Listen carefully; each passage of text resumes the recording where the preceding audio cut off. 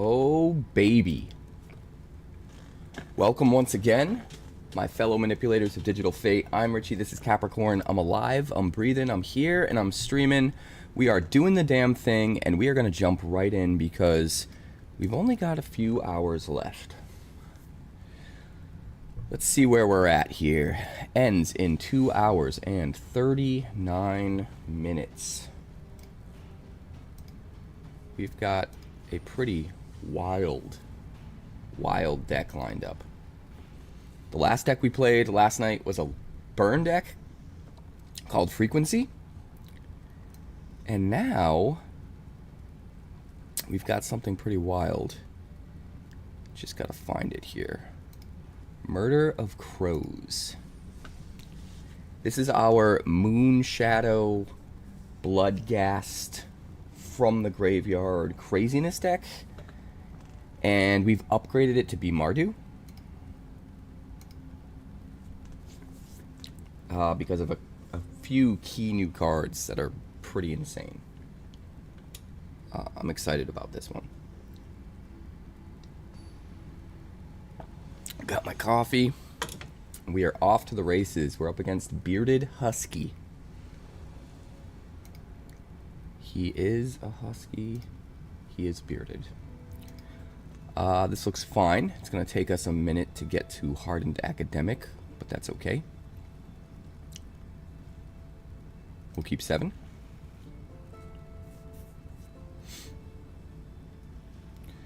We'll start with a timeline color. Now the second timeline color we're going to want to keep to discard. So we're probably playing the timeline color on 2. Although I guess we could go... Yeah, we're going to want the timeline color out. Because we won't be able to have 3 black next turn. We have 1 mountain over here. So next turn we're going to want to inti into Bloodthorn Flail. So we'll do it like that. That seems fine.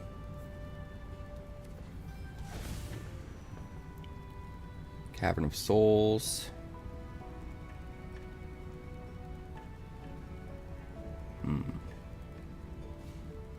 Silvergill Mentor.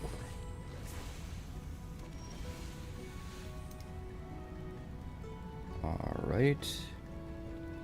We do have Godless Shrine, so we could use Hardened Academic. Kinda like that idea.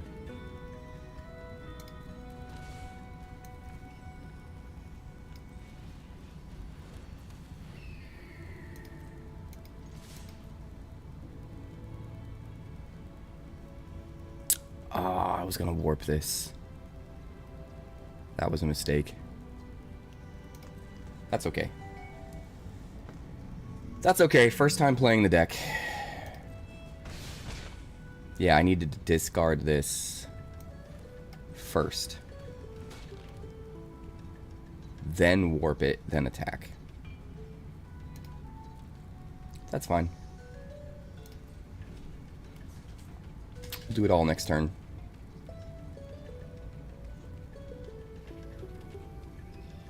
Merfolk. Deeproot Pilgrimage. Wanderbrine Trapper.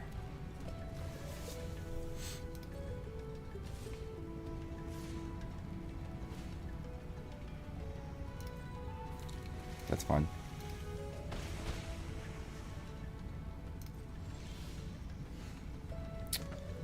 Alright, so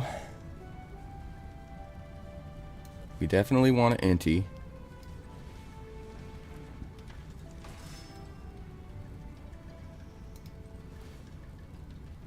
We're going to discard the timeline color in order to equip the Bloodthorn Flail to Inti. Actually, Inti's not attacking.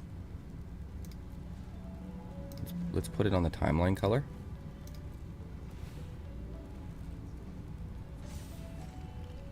Then we will play the timeline color.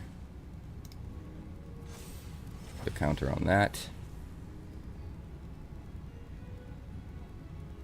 Guess we could still play the mountain. I don't know if we want to. We'll hold off. Discard the mountain.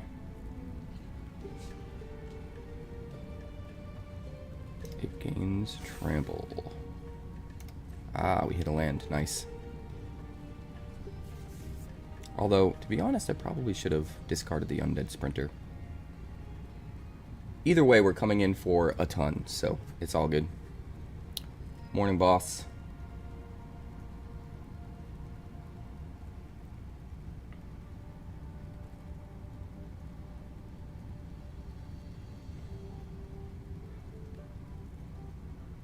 It's 10 damage if he doesn't block anything. Oof. We'll go red here. Enters tapped. And the turn.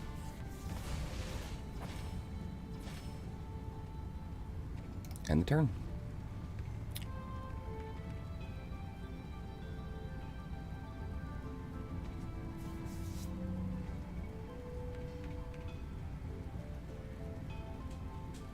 So any turn in which a non-zombie dies, we discard the Undead Sprinter and we play it. If it's still in our hand. Otherwise, we keep it in our hand in case we need discard fodder at some point. That's fine. I don't think you're going to get there.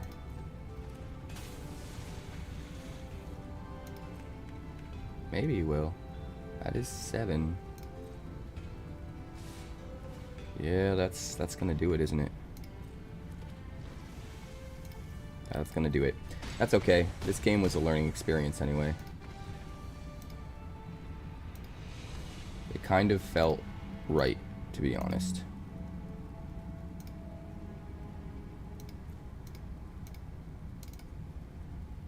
Now we know what we're doing. We won't screw that up again.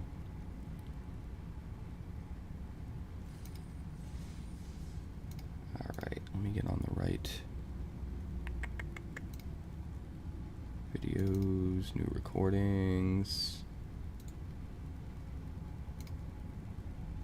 Is it this one?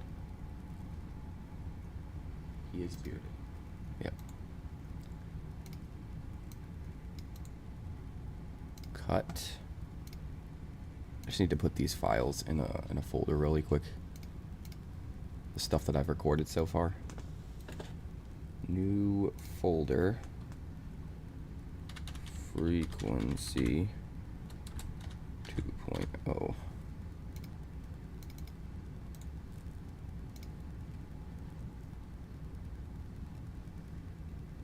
Alright. Now we're off to the races. Let's do it right. Surprised you didn't submit a reanimator deck, boss. If anybody has a deck idea they want to see, they can get me a list. I will do it.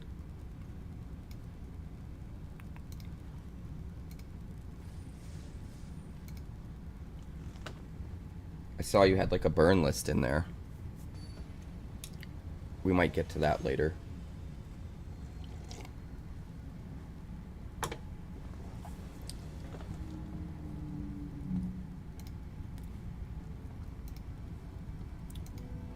This hand looks pretty good, actually. Lots of discard outlets, not a lot we want to discard, so we're probably going to want to keep the timeline color instead of playing it on 1 and getting in for 2.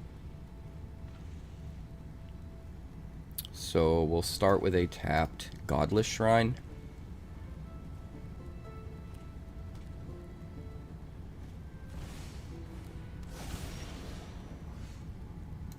Blazemire Verge. We'll play the Iron Shield Elf. I like playing this first because the Hardened Academic has haste.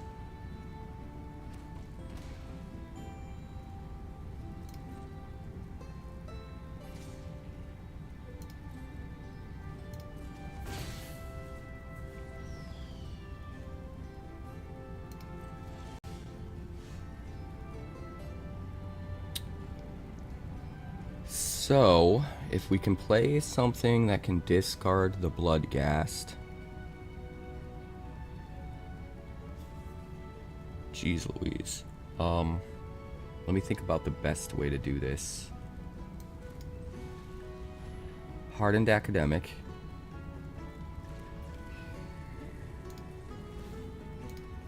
Discard Bloodghast.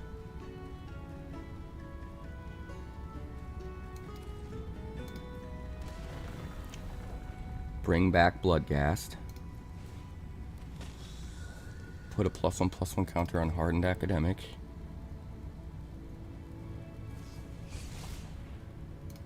Resolve.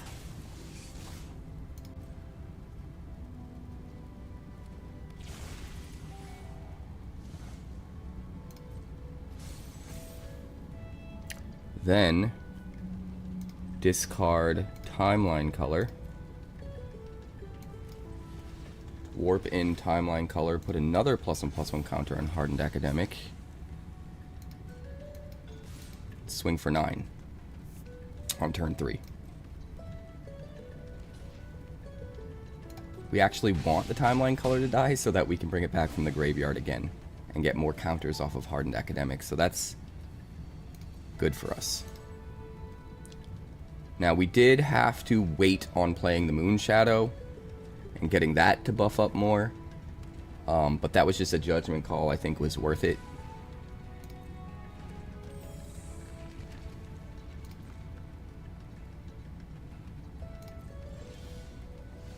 Look at all these Iron Shield elves. Good God.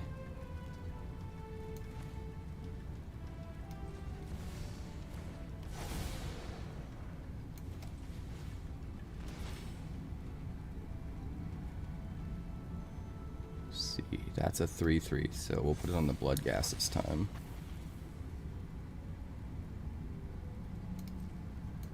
And we'll swing with the boys. It's gonna block the Bloodghast. Interesting.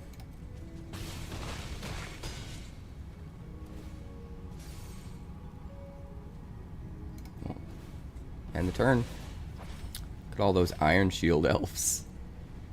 Just, oof.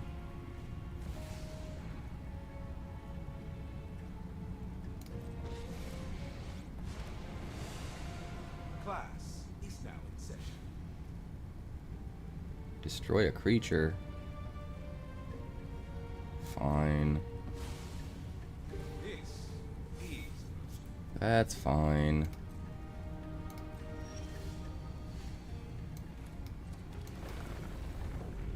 Action. Good God.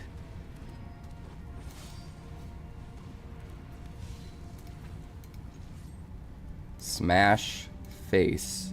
But also, let's discard this so that Moonshadow gets buffed up. Because why not? Alright, this deck's busted.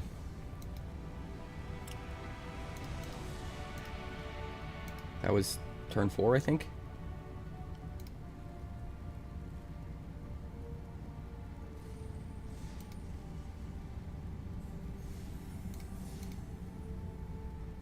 And the cool thing about this deck too is there's life gain elements in it, and defensive elements if you need them. So it's like an aggro deck that can pivot and just like shore up against other aggro decks if you need to, which I think makes it strong, right? It has resiliency to control, because all the stuff comes back from the graveyard or protects itself with the discard to get indestructible. It's too fast for combo, and it can outlast other aggro decks. Hardened Academic is the important one. 2 mana in the colors of Boros. It lets you discard a card to give it lifelink. It's otherwise I believe it's a 2... Is it a 2/1 or a 1/1? Flying Haste. Discard a card to give it lifelink. Whenever something leaves your graveyard, you get to put a +1/+1 counter on whatever you want. And the whole deck is creatures that can leave your graveyard. Also running a couple Grave Researchers for Reanimate. I know most people think of Reanimate being used to bring back something big earlier than you should have it. But in this, just being able to reanimate over and over and over and bring things back for super cheap is really powerful.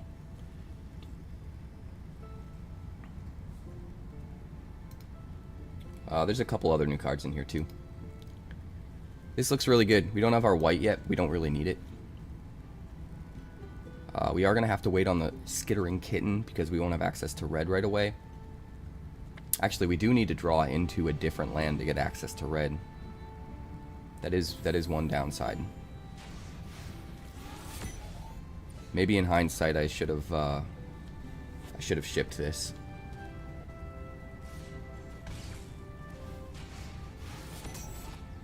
Maybe.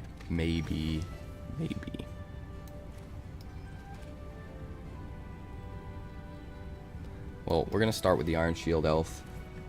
We can start discarding things. Discard the Bloodghast.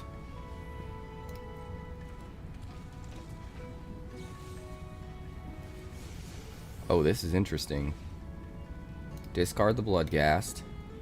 I think we still get to ramp. That's awesome. That is awesome. I'll take it. And we get our Bloodghast back. Ooh. Bad idea.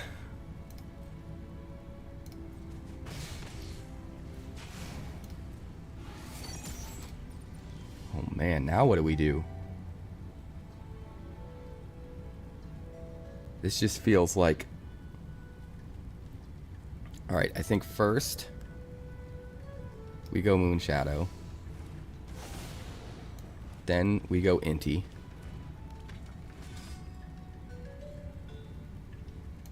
And then we swing. Discard Skittering Kitten, I guess. We'll put a +1/+1 counter on...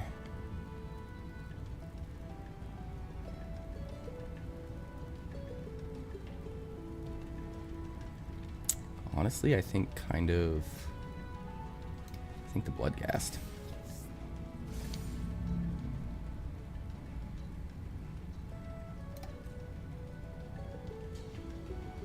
Block the Iron Shield Elf. Do we let it die? We need access to that, I think. Honestly, I think we just dump the land.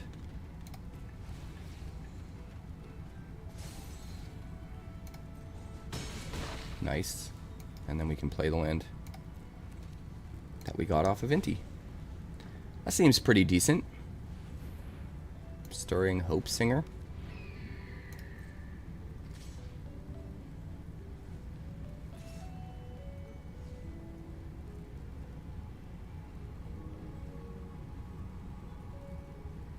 My turn.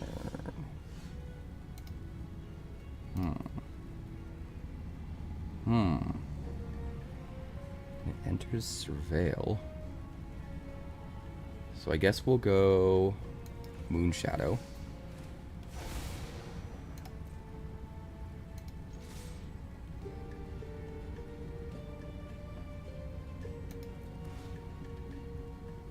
Discard the Twilight Diviner.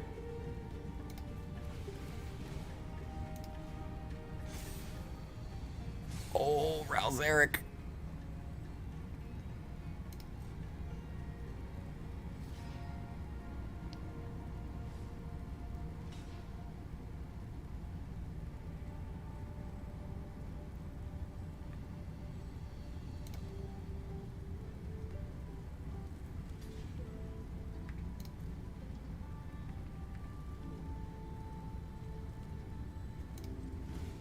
Alright, discard the Grave Researcher. This is gonna be wild.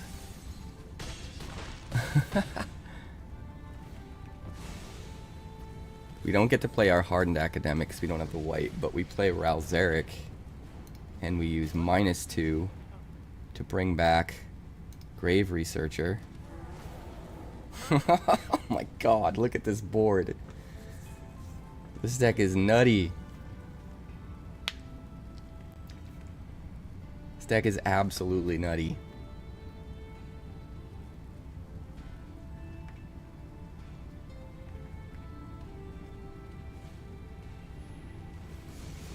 Next turn we probably have Reanimate turned on.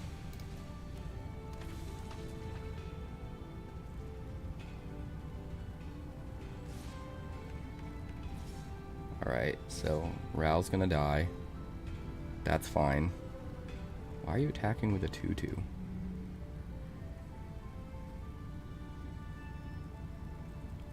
No blocks.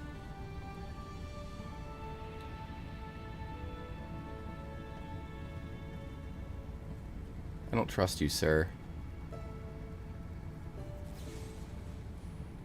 You're gonna erode?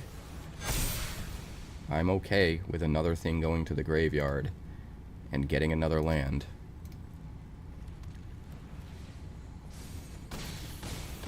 Completely okay with that. Now my Reanimate's turned on. Desecrex!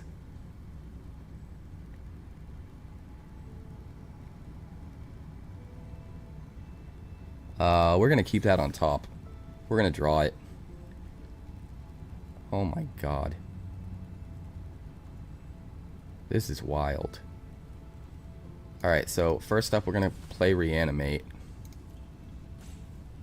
Get back the Twilight Diviner.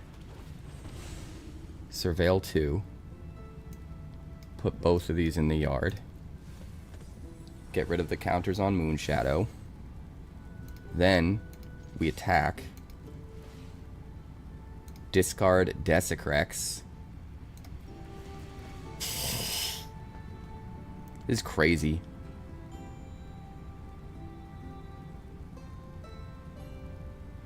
This is absolutely crazy.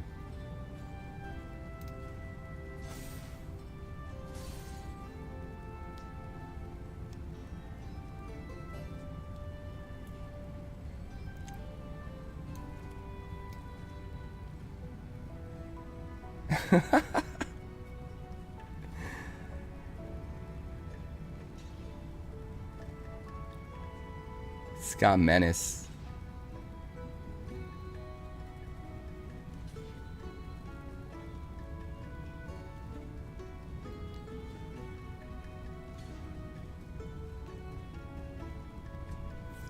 Oh boy. Hey, what's up, Texan? Good to see you. We all know what I'd rather be playing right now.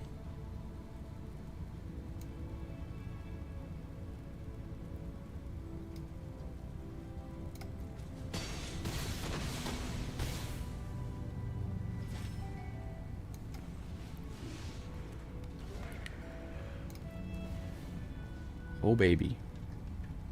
Let's bring back... I guess we need our discard outlet, right?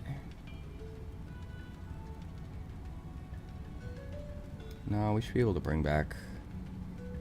Might be too late for Moonshadow. Let's bring back the Iron Shield Elf.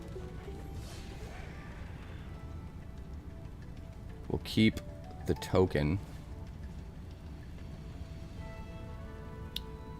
We'll bring back...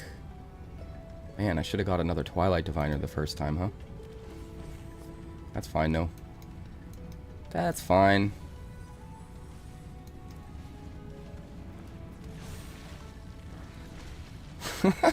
Instaboard. He does have the flyers, though. All he needs to do is buff up his flyers by 1 counter. That's fine. He's probably gonna win. But just seeing how crazy this deck can pop off is a win enough for me, to be completely honest. I think if we had done that differently, it could have been a little bit better. I think we needed to get the Twilight Diviner first. I didn't realize we were going to be able to bring back multiple things that turn. If we had got the Twilight Diviner first, we could have got extra copies. That would have been crazy.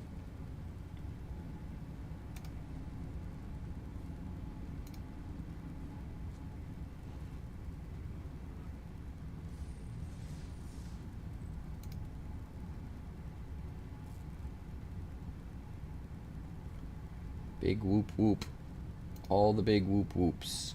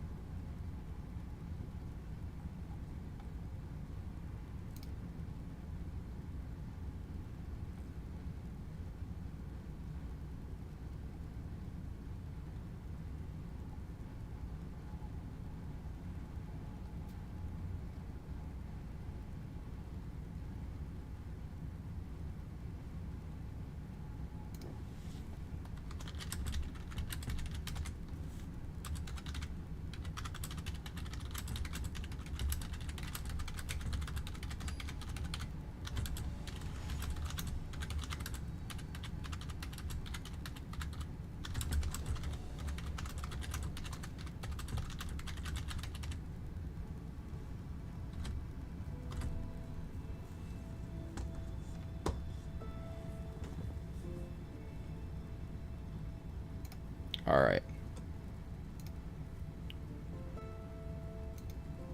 This looks pretty good. Too hard in academics is kind of crazy, though. We'll keep it. We have only black for now, which is somewhat of a bummer. We do get to play Moonshadow on 1, Iron Shield Elf on 2, discard Bloodghast, which isn't awful. Oh. But we kind of want the other Moonshadow in play, huh? Nah, we gotta do it like this.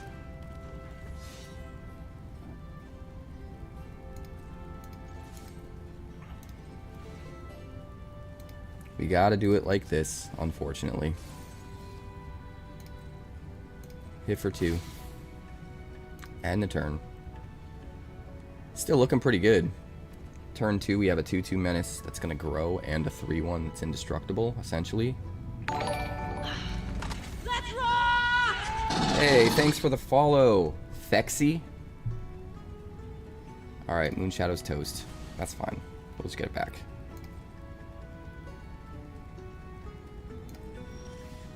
I ain't that worried. Another Verge? What are you doing to me? What are you doing to me?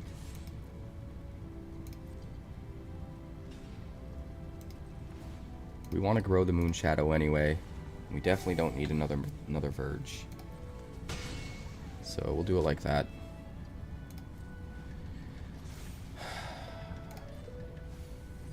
I can't believe we only have 7 Verges in the deck.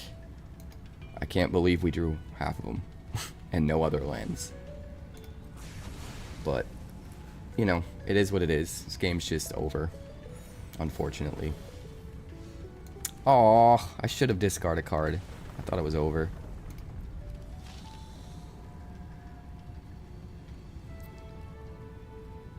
That's okay, I guess. Should have played the academic first, too. Would have got an extra counter. Yeah, my head's just not in it this game.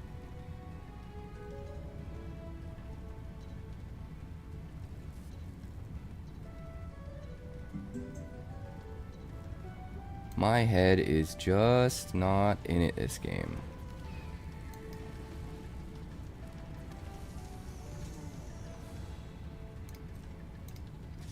We'll just swing in for 2.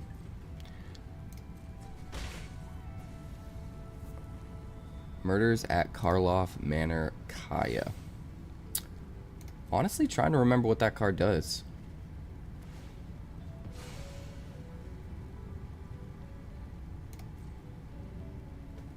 This game is not a great showing of what the deck can do, though. I made a couple play mistakes. I thought I got enough sleep. Apparently I didn't. Let's chug some more coffee.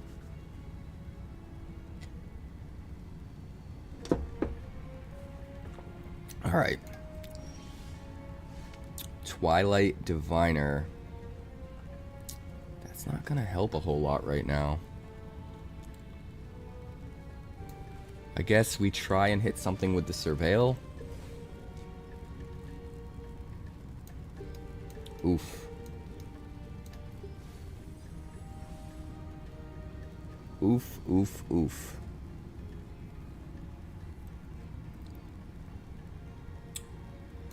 Alright, we'll pass.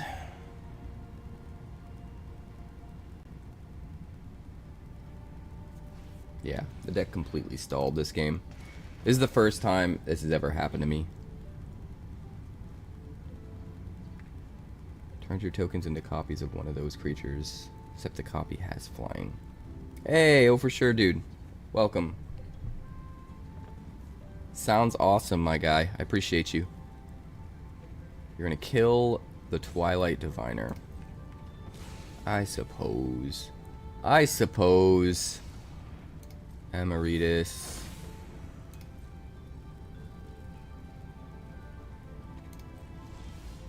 Ugh.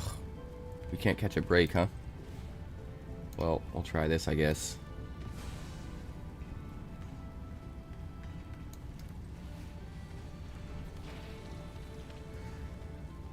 It's just not enough. We should have actually discarded that and played it from the graveyard. Yeah, I completely fucked this game up. So bad. Oh, that's embarrassing. I made like 4 wrong moves and realized it each time right after.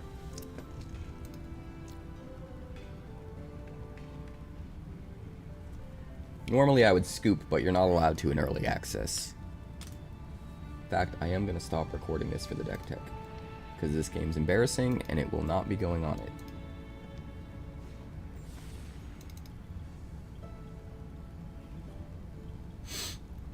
I played it from the grid. So bad. Goodbye. Rampant growth me.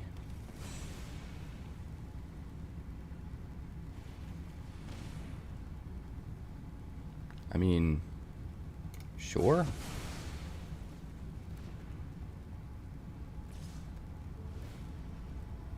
I mean, you had me locked down, so I don't even know why you felt the need to do that.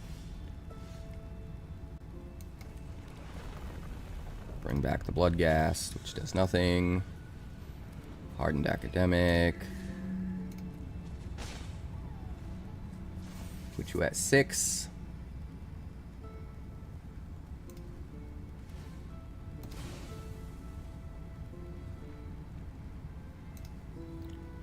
I do kind of like that studious first year.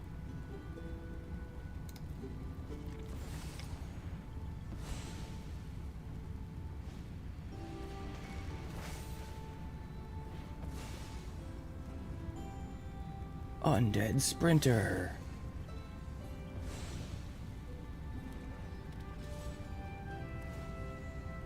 Ow.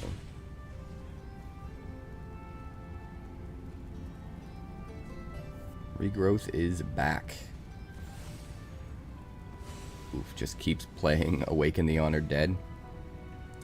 I mean, that's definitely something.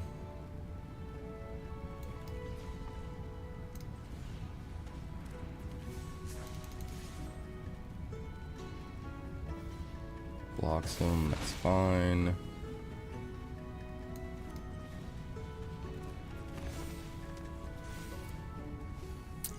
Don't think we can get there.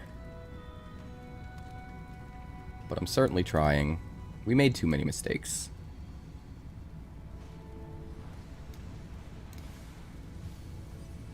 Hurry up and kill me. Kill me.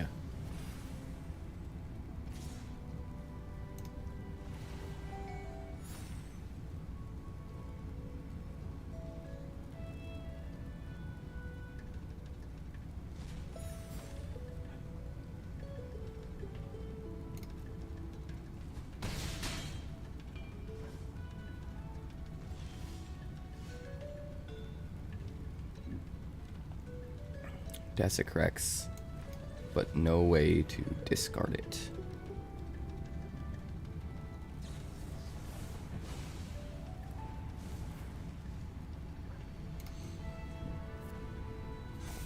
Alright, let's hurry up and get to the real game.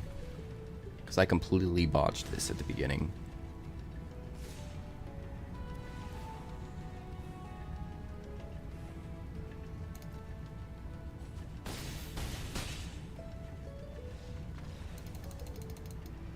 I can't believe how many play mistakes I made. I need to wake up. Wake up.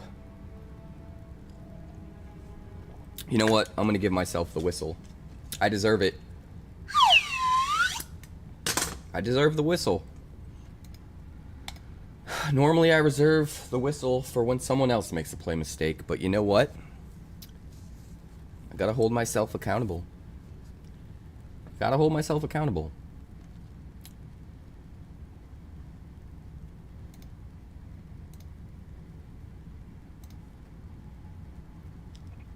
Alright, now I'll show you what this deck can do. Don't you worry. Don't get your knickers in a twist.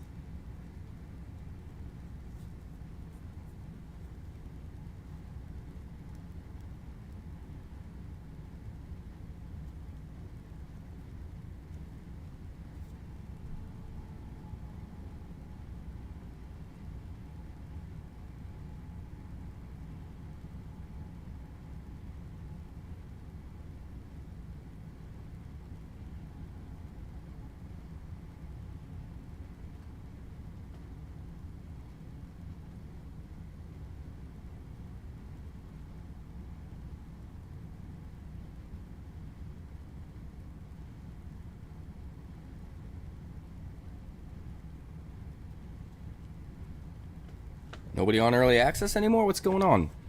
What's going on here, guys? Currently waiting 1 minute and 24 seconds. Good God. Show me the love. Has anybody seen anything crazy so far out of this set during early access? Curious.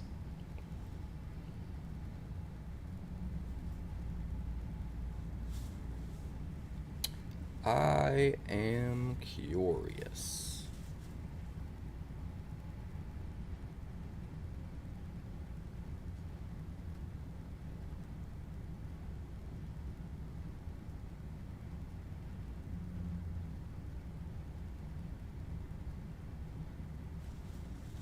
Dude, what's going on here? 2 minutes and 11 seconds. No opponent. There we go. There we go.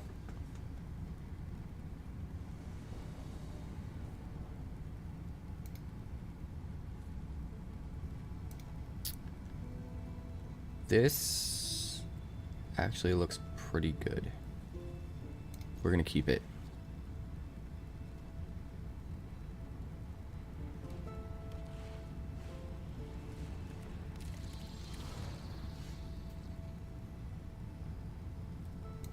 Alright, we're gonna go timeline color. Get in for 2.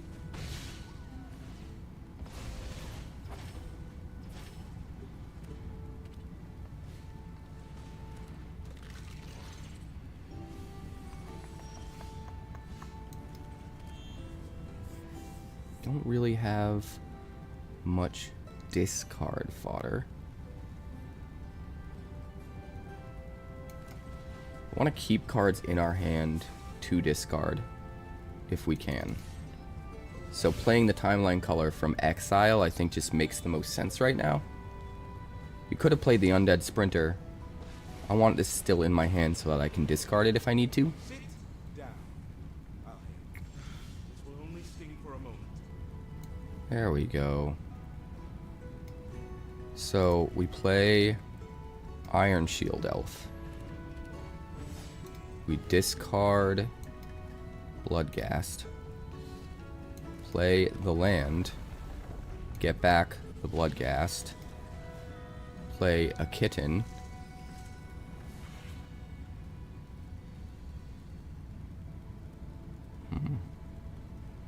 That's a little bit worrisome.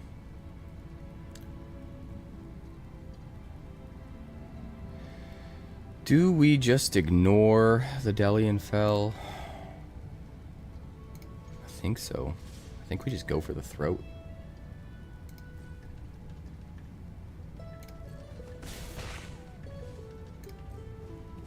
I think we gotta.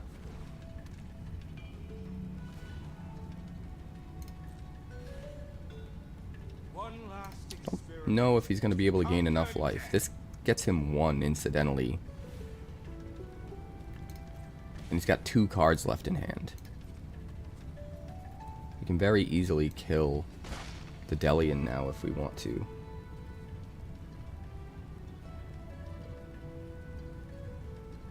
Do we want to discard the Undead Sprinter? Probably not.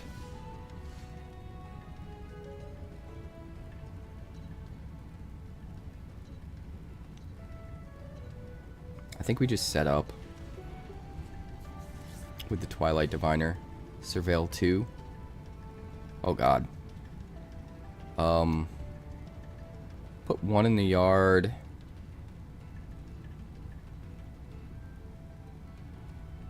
Keep 1 in our hand, I guess? Very interesting. 3, 4, 5, 6, 7.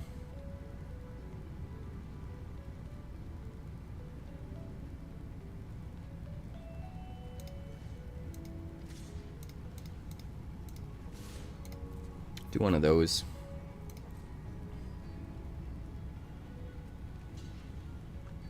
So he doesn't get to trade with our timeline color if he wants to keep the professor alive.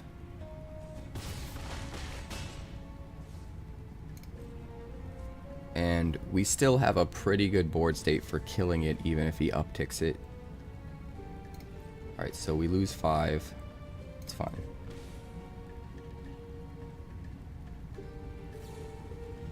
Oh god. We lose 5 again. And then we lose 3. And then he attacks for 1 and kills us. Oh my god. Can you believe it? The right spell turns poison. Medicine. That's crazy.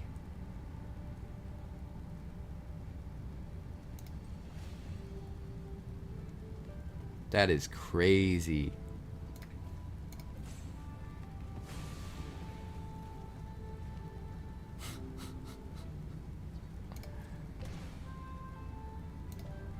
Wow. What's up, Dexter? Good to see you, Mike.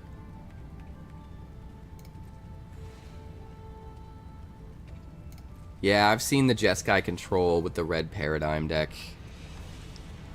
I'm not a big fan of it. It is crazy. I'm not a big fan of decks that sequence out like that.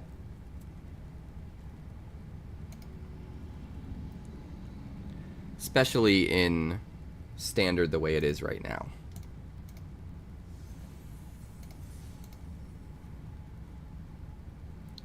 But I've seen it. It's crazy. It has absolutely wrecked me.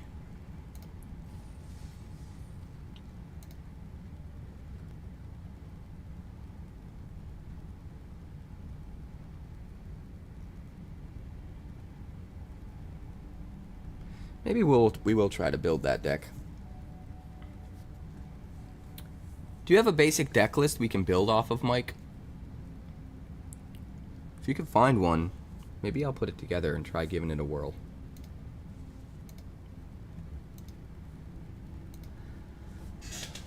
I can see how it could be fun.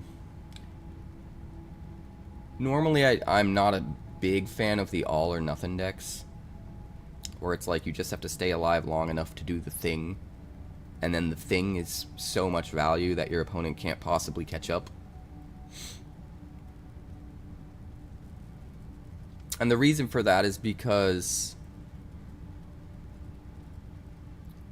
it's usually extremes. The games are never close, typically. It's like you either just die before you get to do the thing, and there's no chance, or you get to the point where you can do the thing and your opponent has no chance, you know? It feels a little bit more like flipping a coin. But I guess the more I think about the Jeskai version, there's a lot of cool control elements that can double as other things later on, which kind of makes it interesting. Like the 4-mana Is It Sweeper, where you draw cards, discard cards, and do damage. And the big 7-mana Jeskai spell. 6 mana, 7 mana? There's some cool stuff. I don't know, maybe that one will be interesting.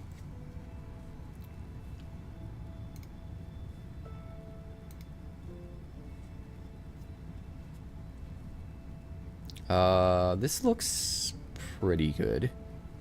We'll keep it.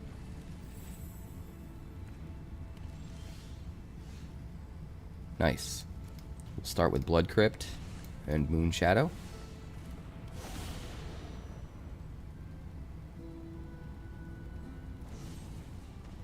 Oh, we could have put the Bloodthorn Flail on it, discarded the Bloodghast, and then played the land. That would have been so good. That would have been so good. We will still do this, though. We'll discard the Bloodghast. And the turn. Do you have more removal, sir? Starscape Cleric. You do. What a jerk. What a jerk.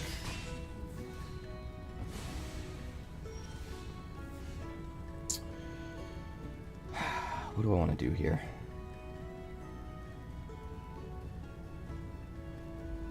Don't really have...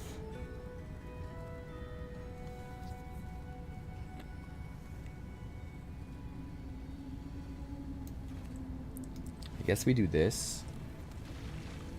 And then we do this.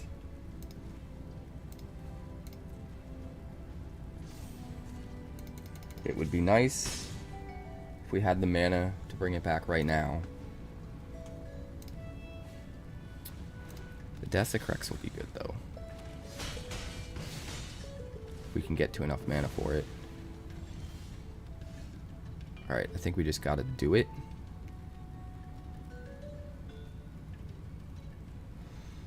But I mean, the lifelink might matter here.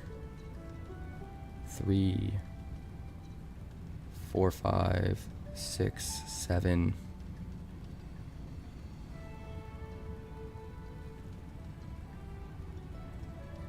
Yeah, currently he's doing 7 damage, gaining 1 life, not being able to sign in blood.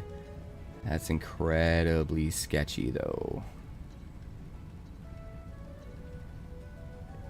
I think we're gonna try this. Let's re-equip it, discard the Desecrex, play the Desecrex, get out Moonshadow, I guess.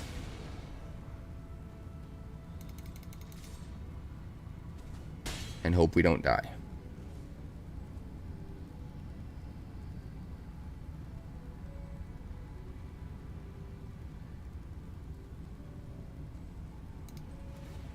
Alright, we're gonna discard a card, put this on the Moonshadow.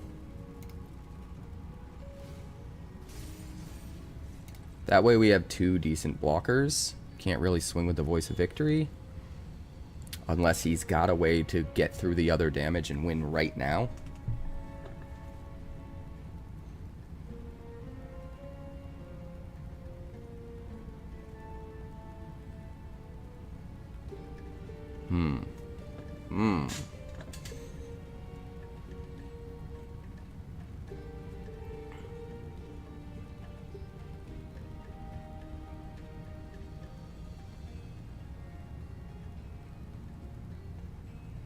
We should be able to swing for a lot of lifelink with the Hardened Academic next turn. Oh, no, we won't. We still have to pay the mana for these. And we don't have enough lands. So we're taking 5 here.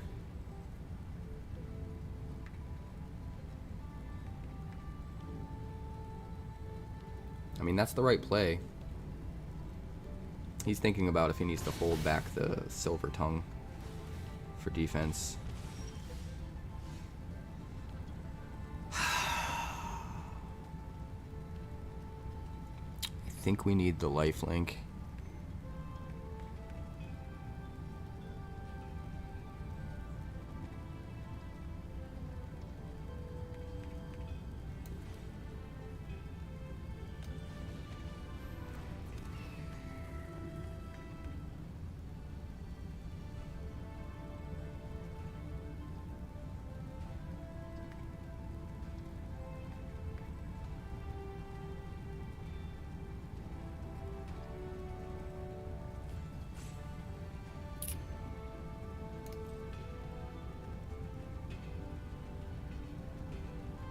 I think we attack with just the Moonshadow here.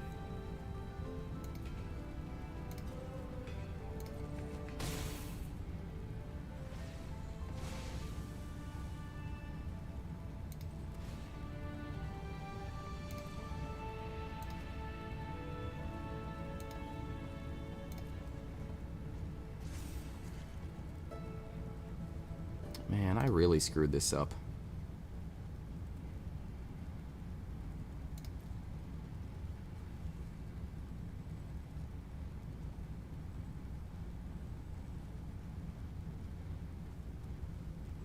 How did the Moonshadow die? Was it the Desecrex? That's what it was. I forgot about that line of text from the Desecrex. I really screwed this up. I needed to keep the card in my hand so that I could give the Hardened Academic lifelink. So what I needed to do was not play a card. Well, no, I needed to play the Hardened Academic.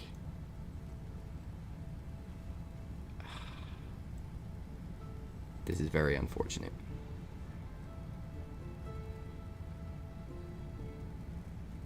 I don't have a way to draw a card to turn on lifelink here.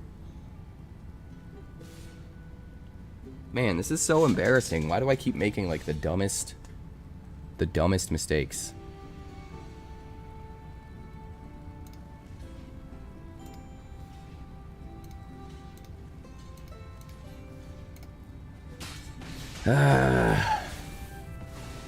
That was stupid.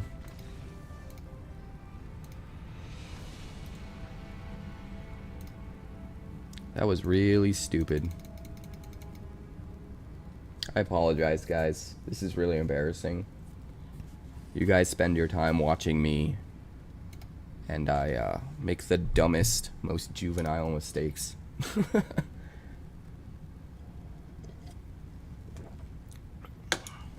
Have to keep cards in your hand in order to get the lifelink with the flyer. I gotta remember that.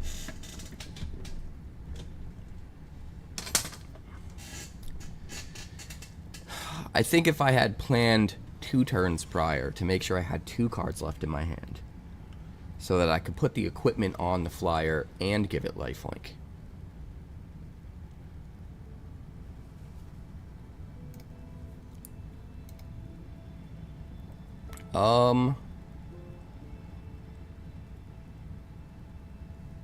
This is alright. We're gonna try it.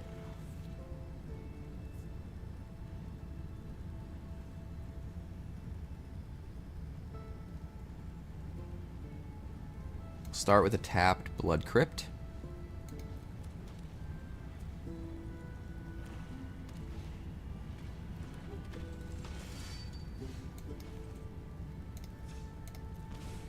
I think we just need to do this.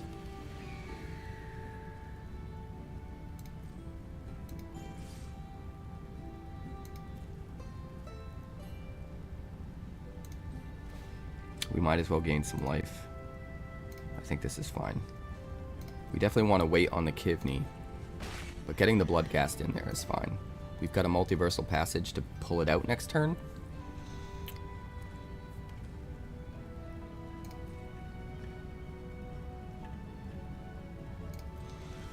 Unless we want to get the Twilight Diviner in there. Right?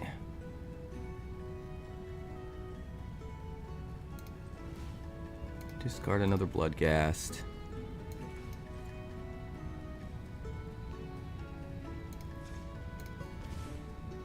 pull out both. Counter.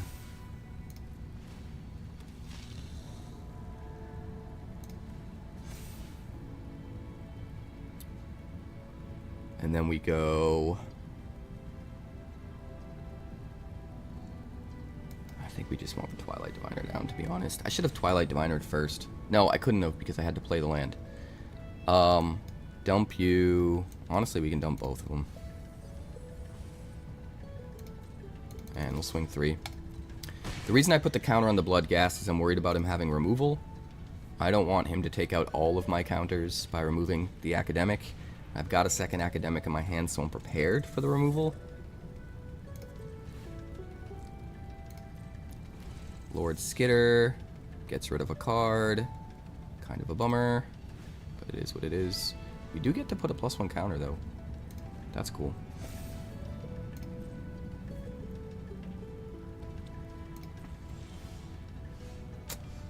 Let's see.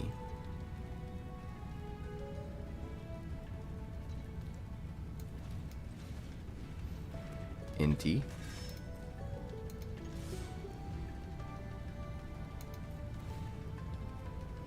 Discard Kivney. Trigger. Put a counter on this.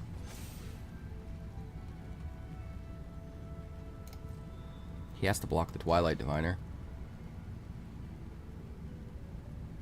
Which means he has to lose the Lord Skitter if he wants to prevent us from doing 9 damage.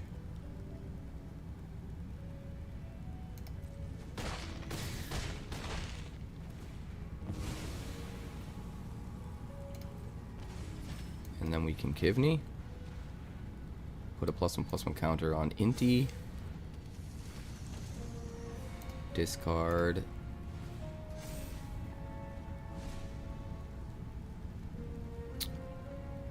There we go.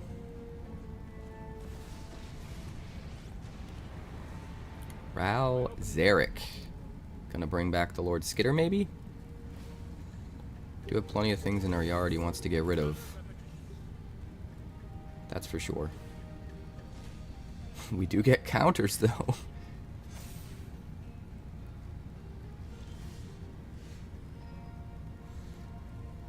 He just hit my Bloodghast, right? Yeah. Honestly, I think I would rather discard this. Trigger the Inti.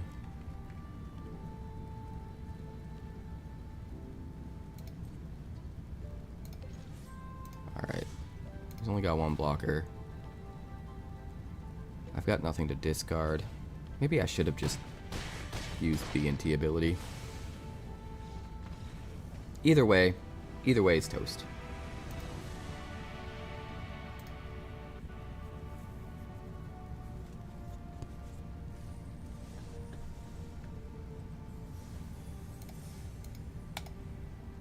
That's how you do it, Smalls.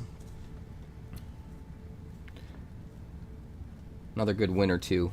We'll be moving on. How much time we got left?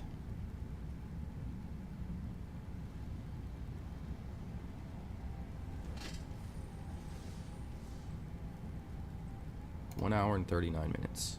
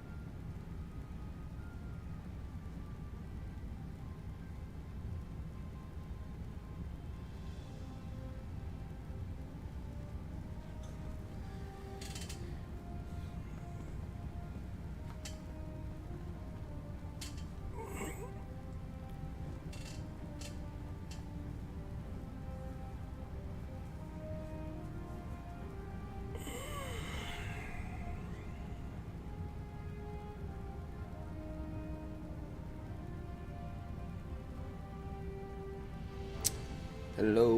Nice turtle blimp. I remember that. And the little glider detaches from it.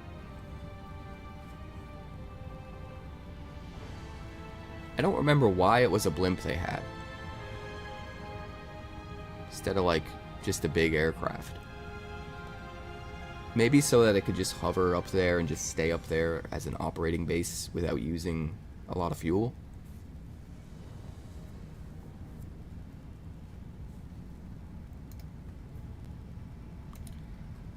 This looks pretty good. We got no red, but we aren't going to need it anytime soon. Try keeping it. Start with the Moonshadow.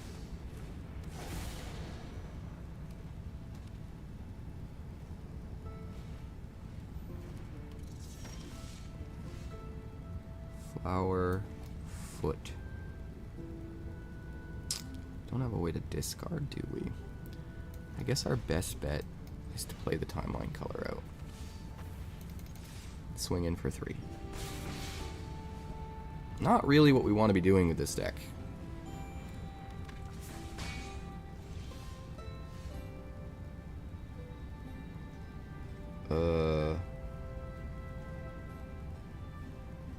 Guess we just attack. Bloodghast. Awkward game is awkward. Very, very awkward. At least we have a way to discard now. I'll take it.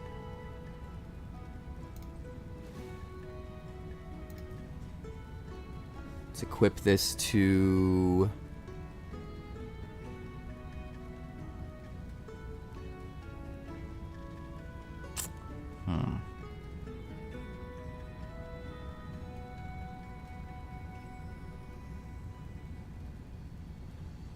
I think we do it here by discarding you.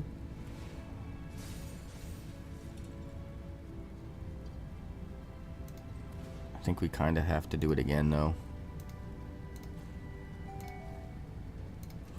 Just to get the Moonshadow up to 3.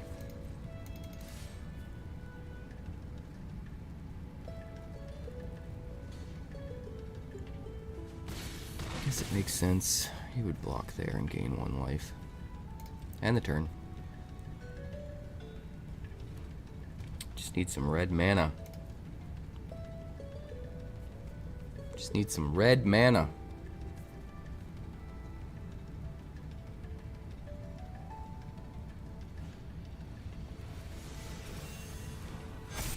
Alright, making all the boys and making all the boys big.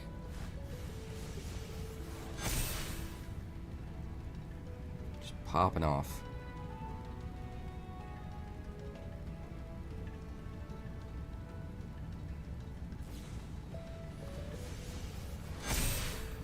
Good lord.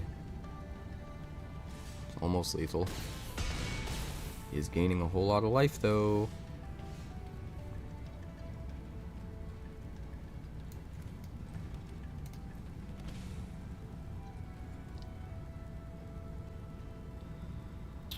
Let me think. Do we Desecrax? I don't think it matters, right? His board is too big.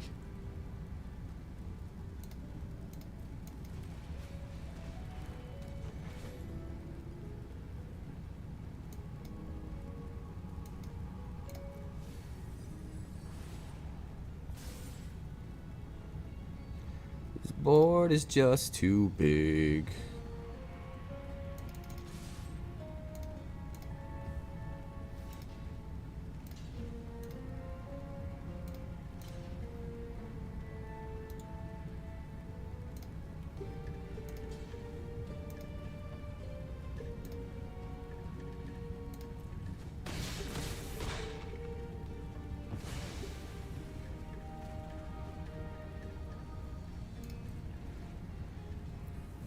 His board is just too big.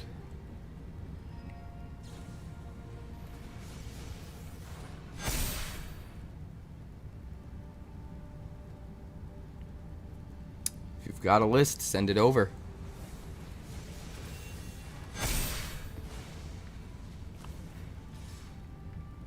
I think it's going to need a lot of artifacts, though, to make it worth it.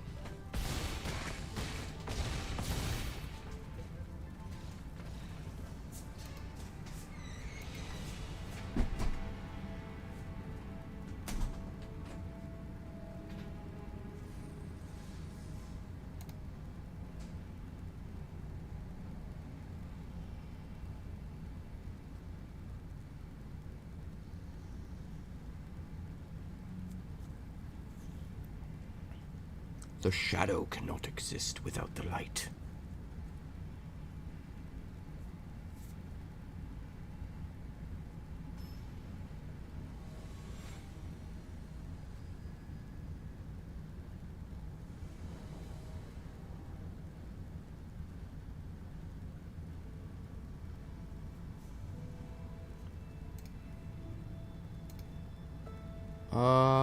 This looks pretty decent. Try keeping it. We are going to need some things to actually discard, but that's the majority of this deck, so I think we'll be okay.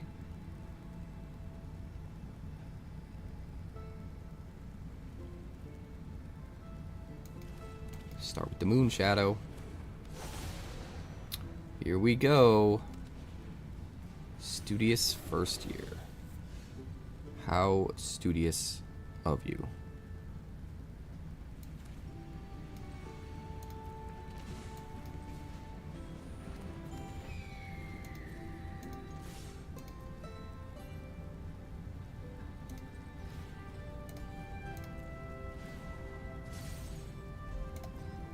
Alright, we'll hit for 4.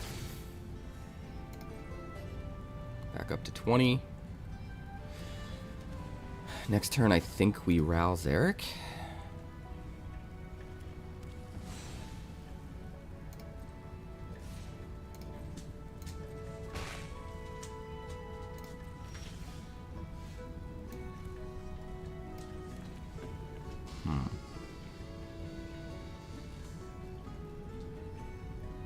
I mean, another hardened academic would be really good.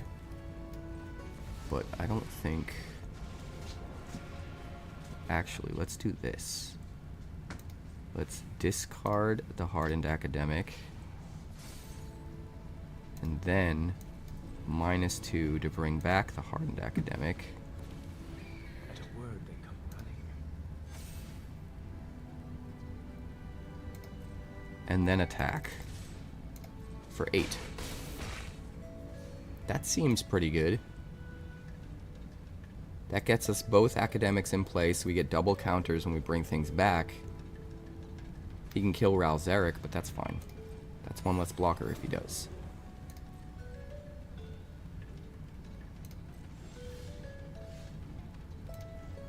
Alright. Surveil 2. Put them both in the yard. We'll get bigger.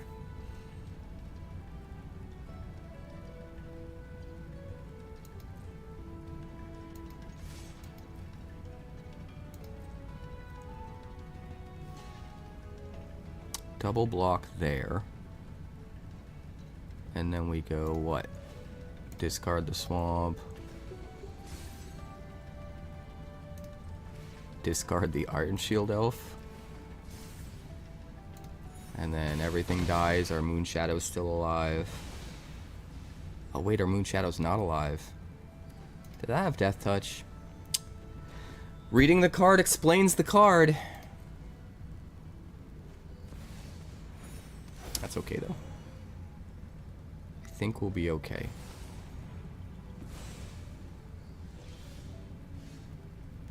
We can bring something back if we want. So here's what we do. Discard the Undead Sprinter.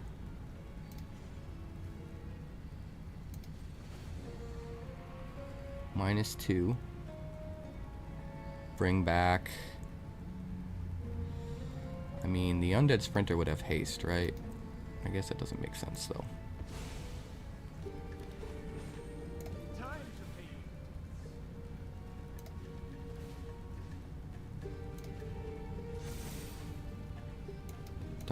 dump. Then timeline color.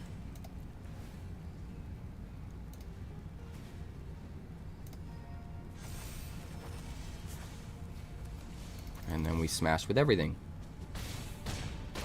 That seems pretty good, actually. Pretty good.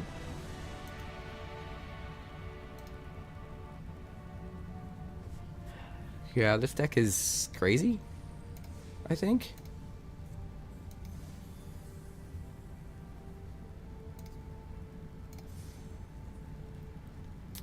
But it's time to move on to another deck. And that other deck is Boros Monument.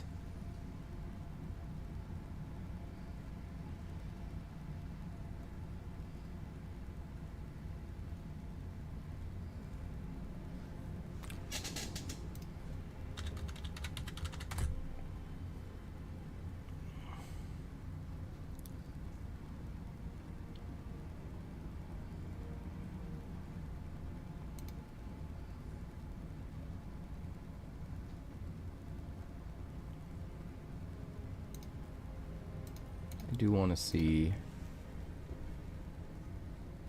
there's any upgrades we can do to this really quick.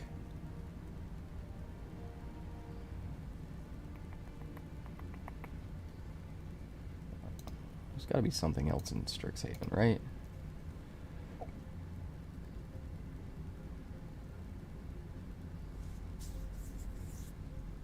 Then draws that many a card.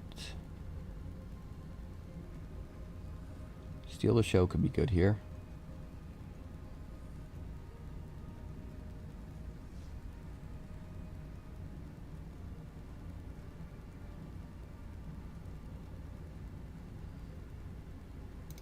Boo doo boo.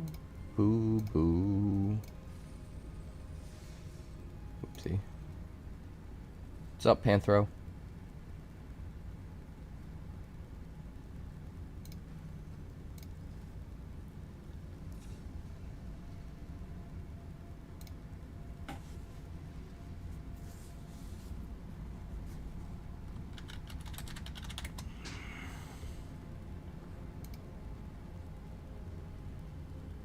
There's got to be more STRIXHAVEN cards we can put in this.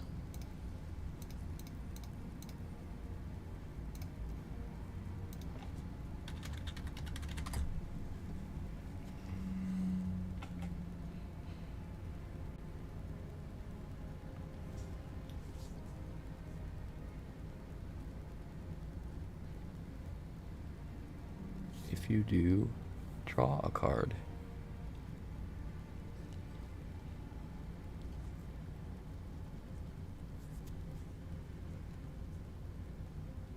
Discard, draw 2, flashback.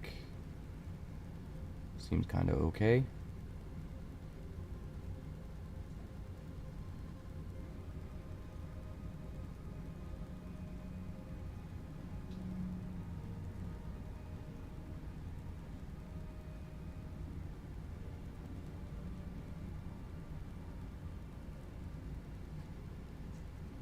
Not enough instants and sorceries for that. Discard, draw 2, create a treasure.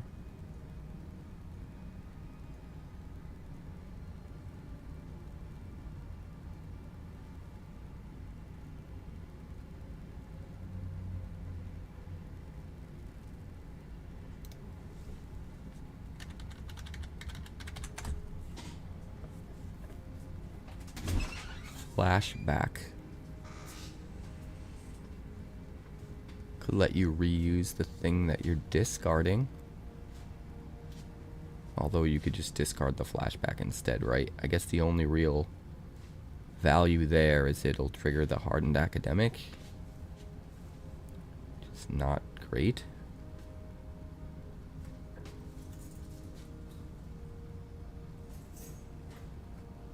Discard, draw 2.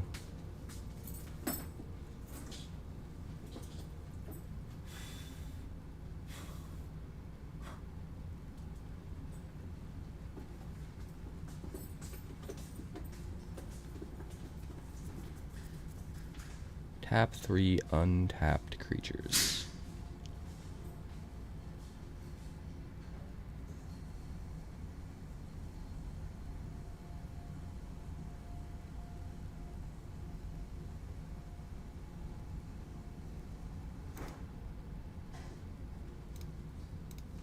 I feel like there's something we're missing.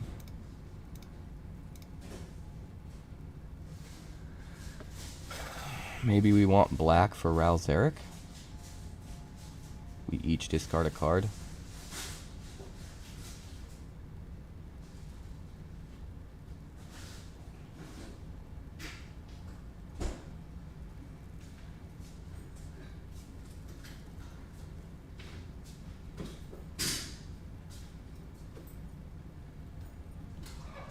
Discards half the cards in their hand. That could be fun. I actually kind of think maybe Rakdos discard Pox Plague.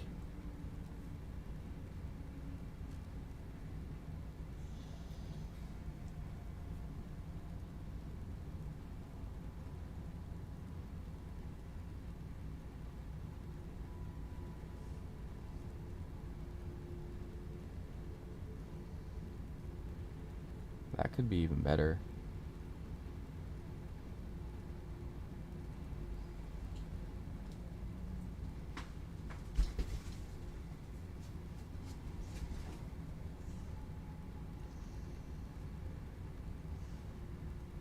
That could be even better.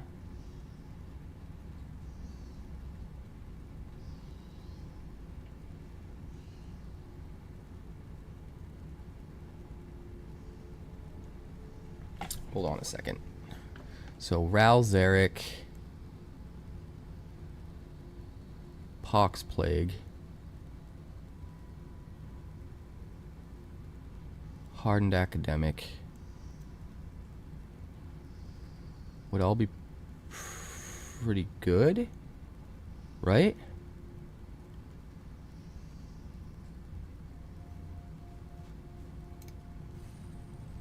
I'm gonna try something really quick.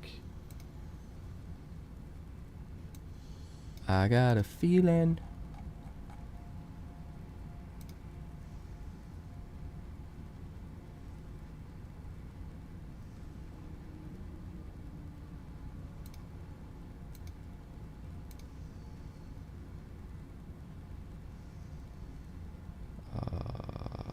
Mr. T, get so zooked, no vacancy.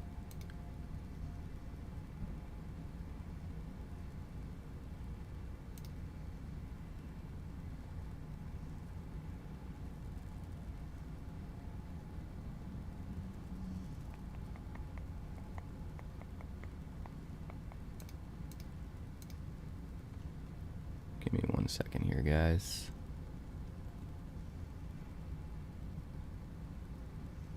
The Hive, Hail Mary, Endure and Survive. Wonder if that's the deck I'm thinking of.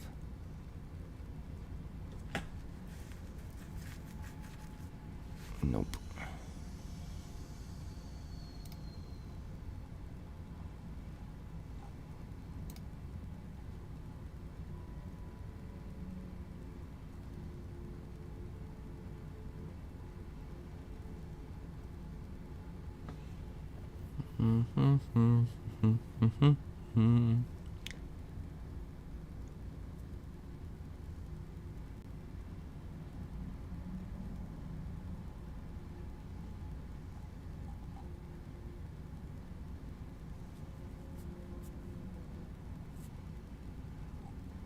Hand is pretty good.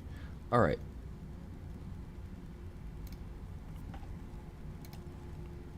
Let me see what we can do here.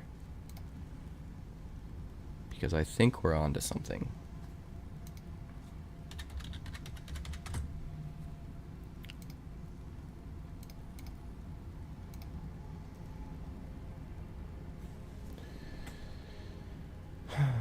I got a feeling.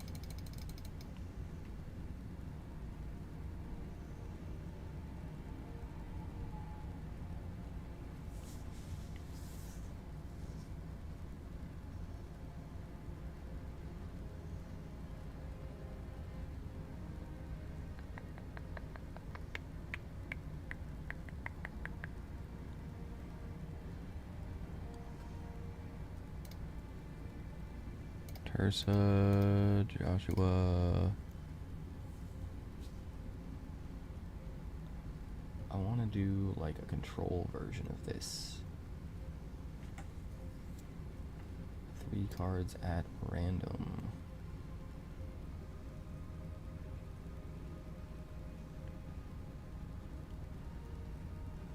Ashling. We don't have the blue. No, I definitely want to do Mardu. I definitely want to do Mardu.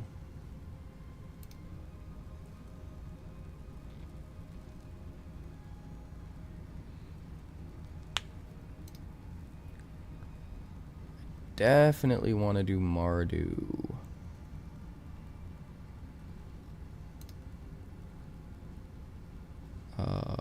Ral Zarek seems awesome.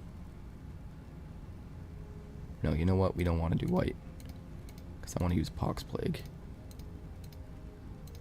And white is unnecessary. We're going to do Rakdos. We're going to do Rakdos with Pox Plague. And it's going to be absolutely sick.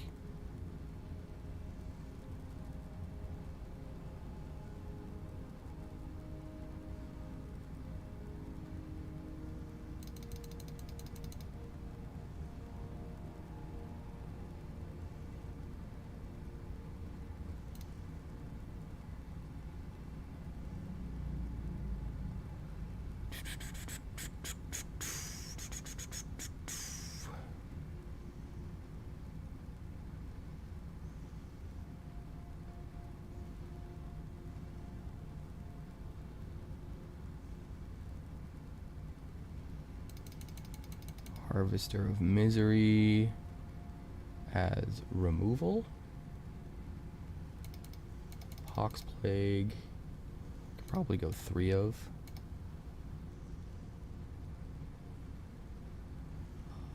Artist Talent.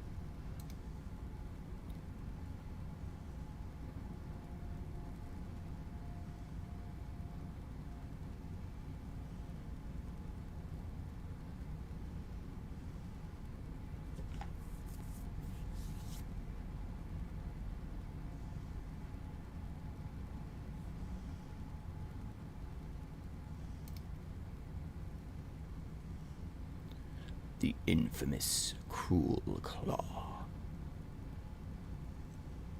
How infamous is it?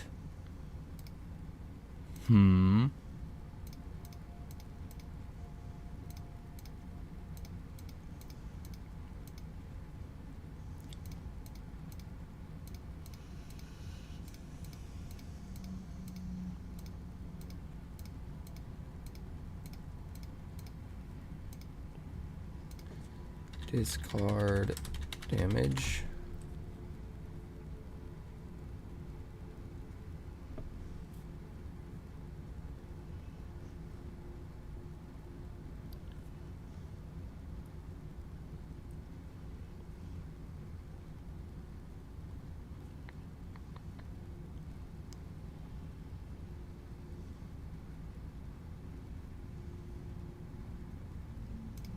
No, discard, destroy.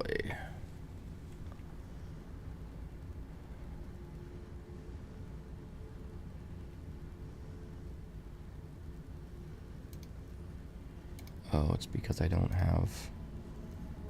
I see. We want Bitter Triumph.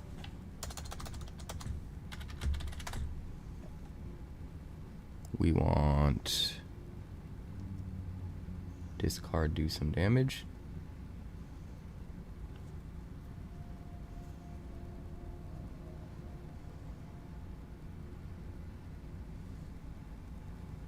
I don't know if this is going to be good, but it's going to be fun.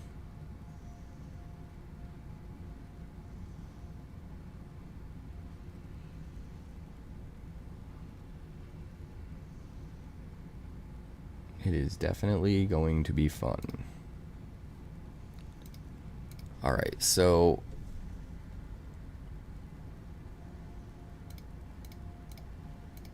we're going more so for control than anything else.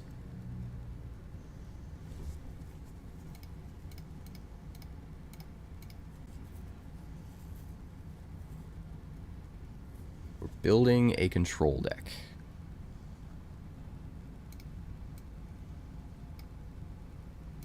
Building a control deck. We do need 3 mana creatures for Ral, though, don't we? So Tursa, Casey, Ruzik. All for Ral. Can also bring back Inti and Fear, which isn't the worst, and Souls of the Lost. Permanent cards in your graveyard. It's probably fine. Now we just need Rakdos lands. Verge, Blood Crypt, Theater, a Restless Vent.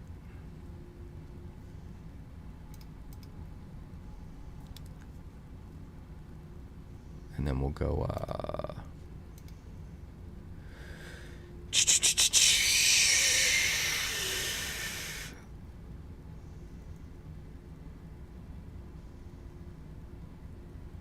we want any of these? I don't think we want any of these.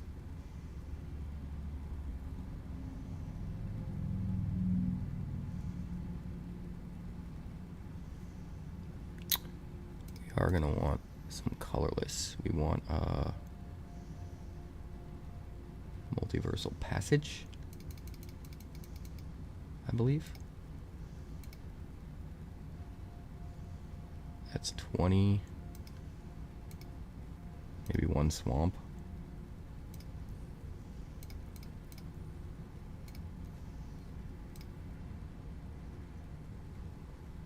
Actually, we want everything to create black mana unless we're desperate, right?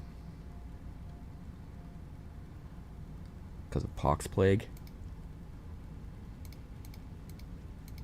So we want all dual lands. All dual lands. All things that can make red early, but black later.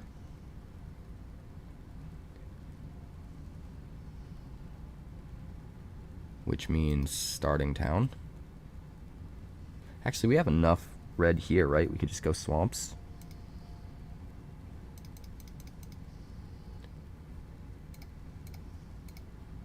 $15 red should be fine.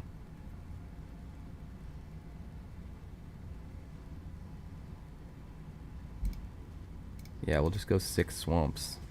And then we have a better chance to turn on our verges. And life is good. And then we just need to cut some cards.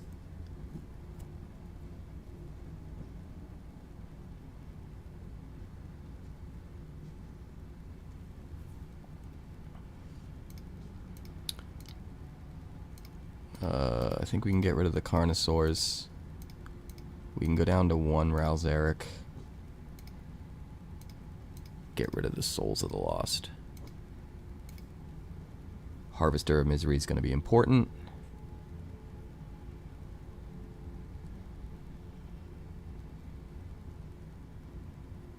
I don't think Tiny Bones Joins Up is that important. Although it is a 1 mana spell that lets us discard a card.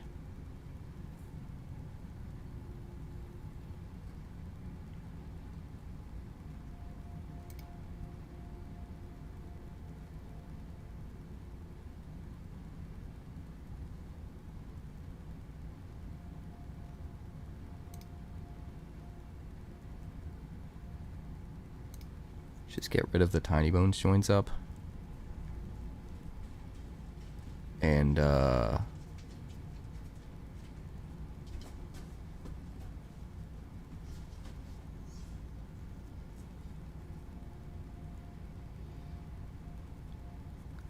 we do draw a card. Maybe like 3 of each of these.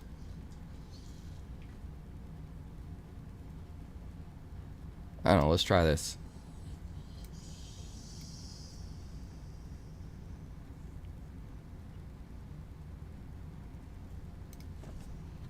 We're gonna call this one Red Pox. Like Red Sox, but with the pox. Cause it's Rakdos. Leave me alone.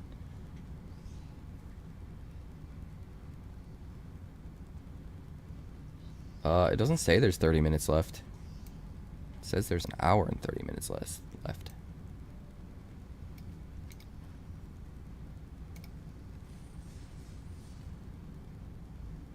1 hour and 7 minutes is what it says for my clock.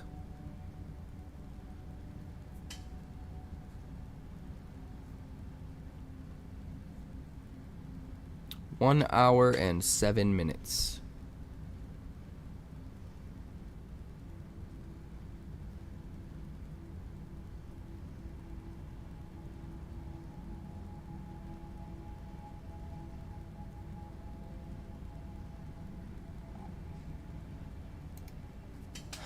All right, well, let's do the thing.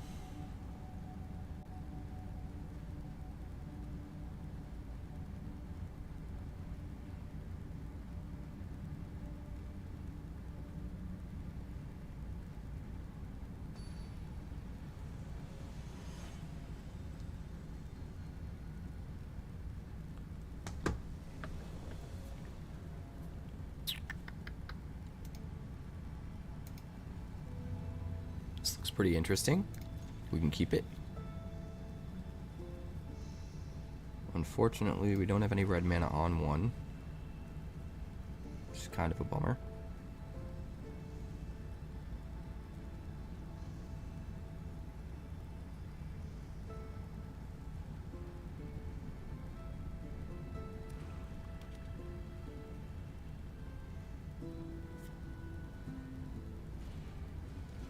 Infestation Sage. Raucous Theater. I guess we'll just fear of missing out.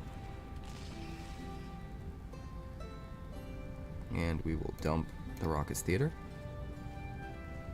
I guess that worked out for us.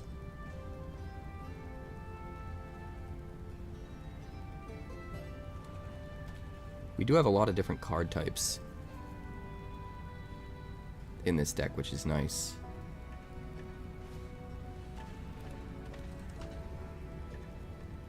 Umbral Collar Zealot.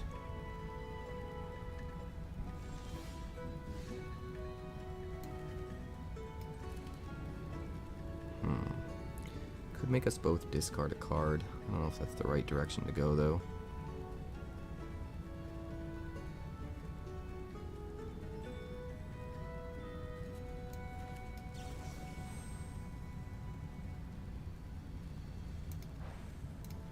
Just kill it.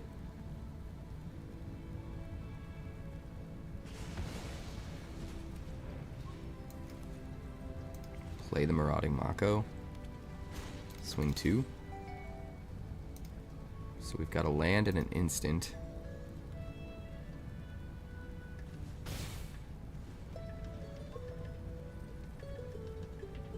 Surveil 2 could get us to where we need to be.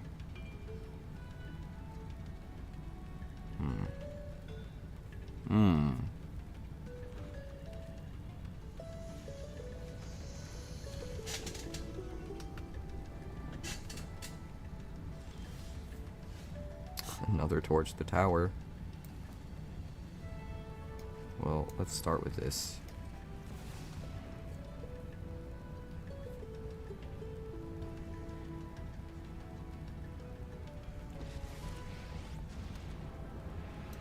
My words striking. Just gonna surveil. Always.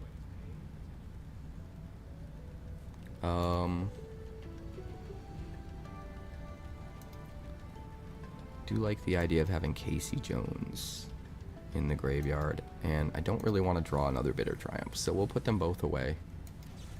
Then we'll torch the tower.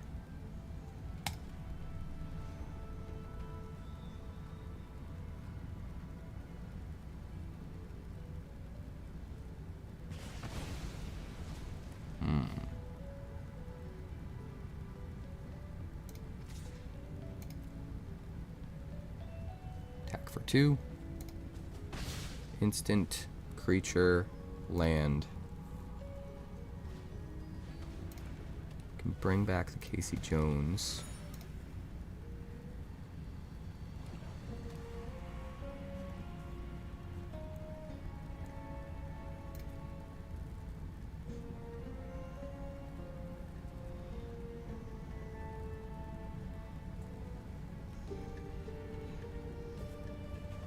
Got Obsessive Pursuit.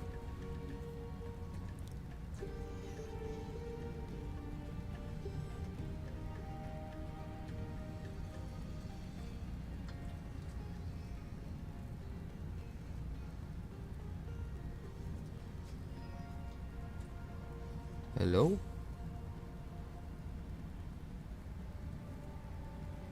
Hello?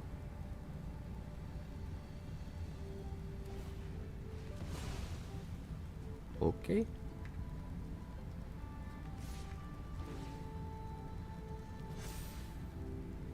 No blocks. I am okay with that.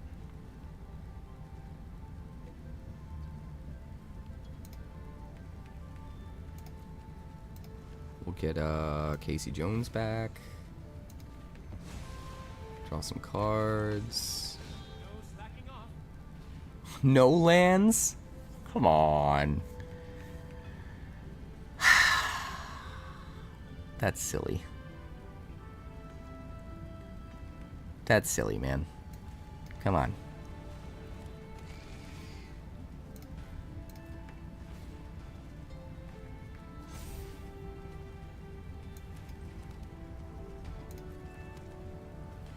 That's just silly. That's just silly.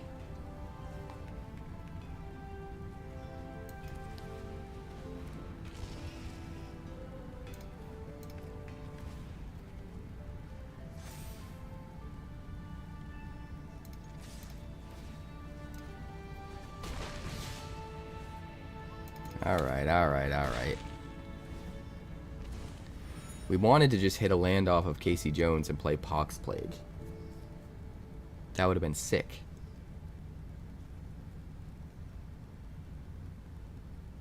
He would have had to sacrifice 3 permanents. And discard half his hand. He Pox Plagued for us? Cool.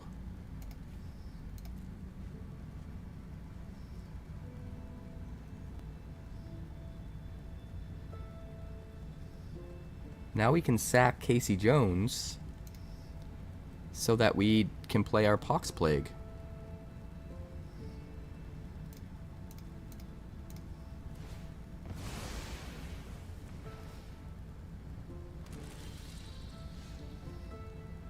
Oh, it's still triggered? What? Even if he's not around, it still triggers? That's lame. That's lame. Okay, I should have just sacked my lands and then had the aggro kill then. I didn't know that was how that would work. That's lame.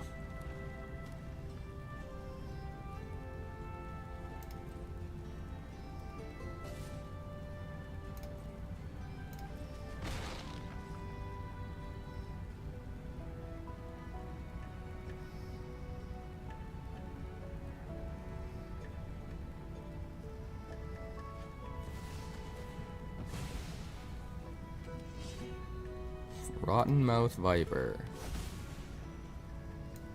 Get out of here.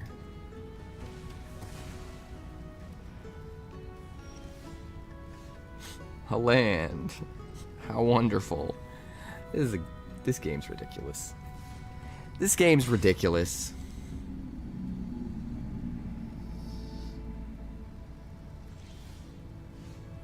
Sure.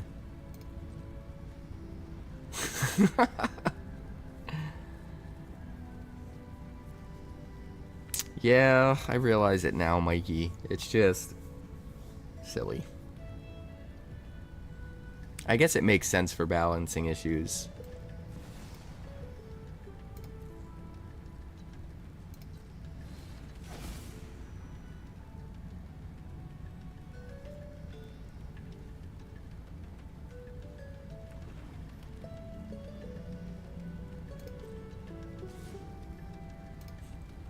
for.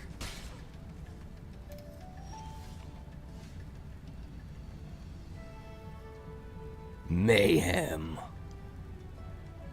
So this costs 3 to activate, right? So in order to play this for Mayhem, I need to do this.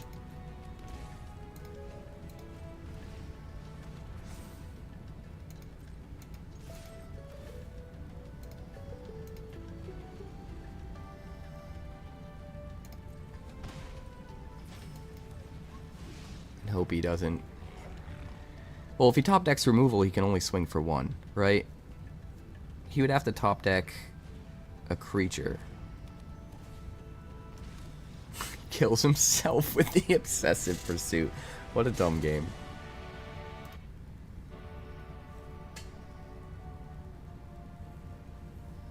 Yeah, for sure. Like, we're gonna need it to be.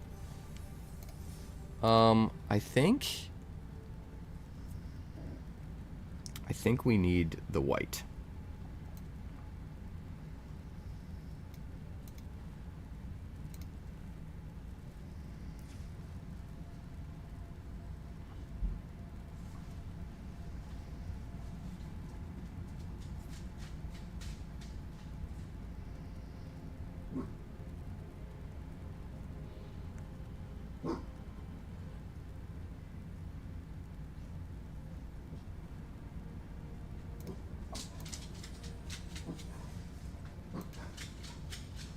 I think we're gonna need the white. I think this deck just is better with the white, and so I don't know if Pox has a home, to be completely honest. I would love for it to have a home, but having enough of all the colors, well, I guess if we make enough treasures with Monument, right? Because like the key cards, we need artifact from your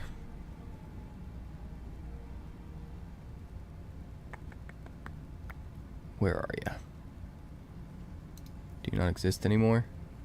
Oh, did it rotate? Did the 2-mana spell that could grab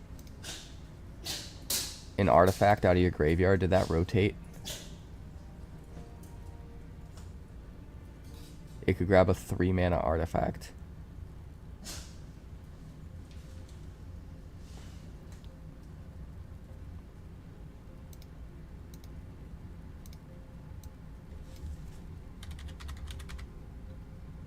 That might have been the one.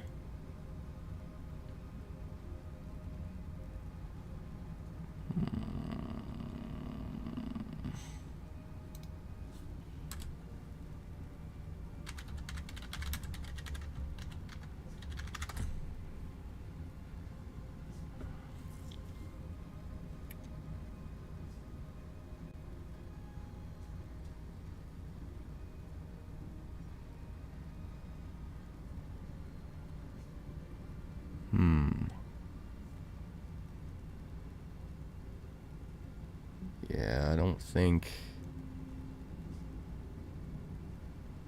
we can do it anymore.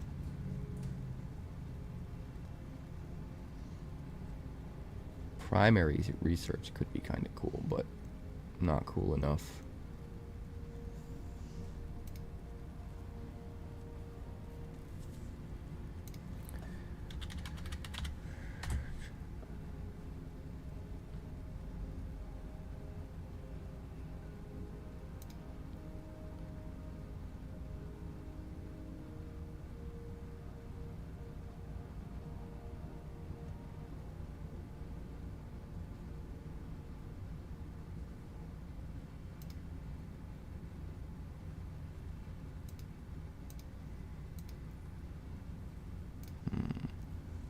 Okay, maybe the black version is where we're supposed to be then.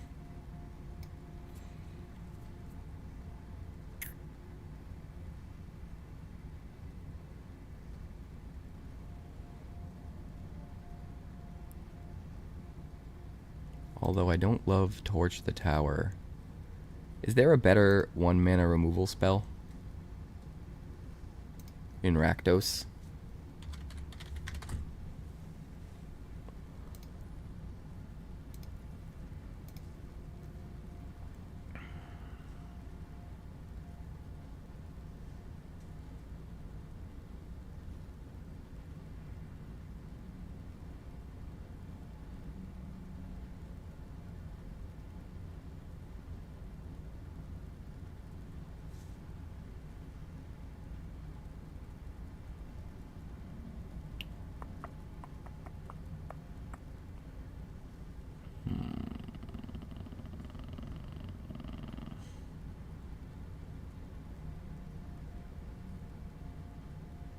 Requiting Hex. Yeah, that might be the way to go. There's also the Bauble. Don't love the Bauble.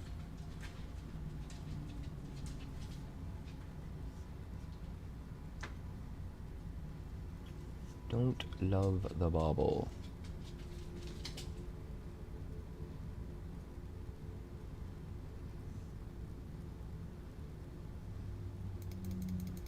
I think I would prefer Requiting Hex to torch the tower here.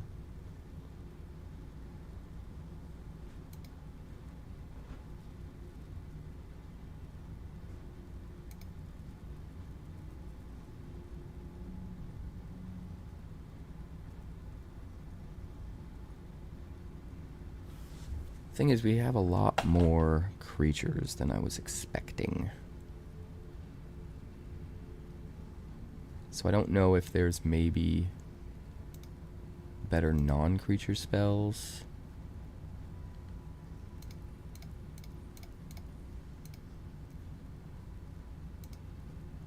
That can give us our discard, like stuff like Fear of Missing Out.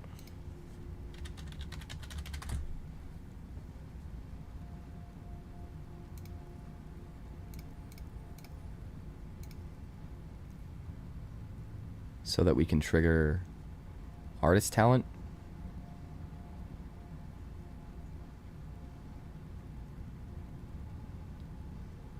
Yeah, you know what?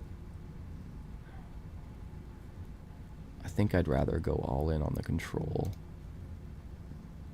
version of this. I don't even know if I want Marauding Mako. I just want to kill everything. I just want to kill everything while discarding.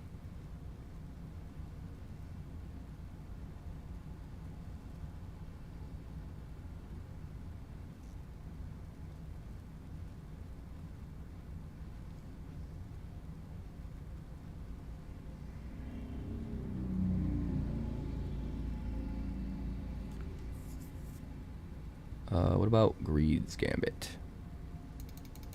That seems fun.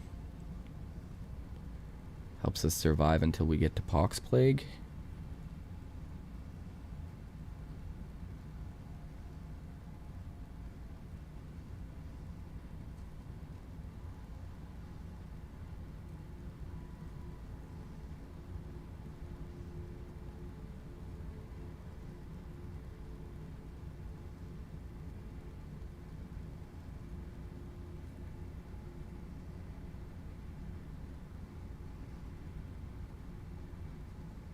Each non-dragon gets -X.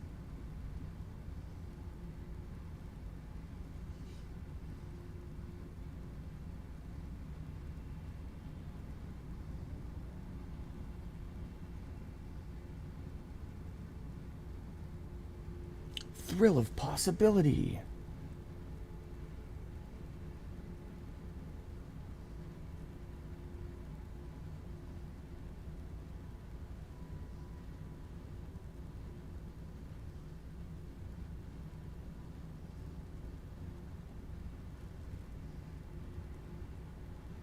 Hmm.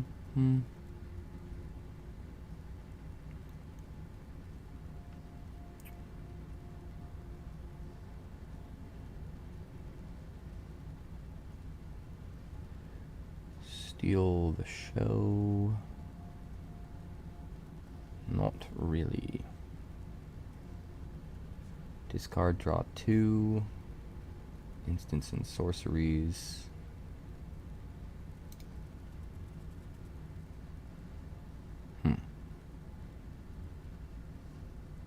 There's Collector's Vault.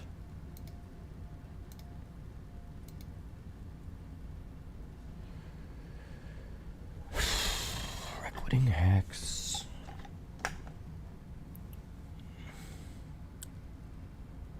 Hate that.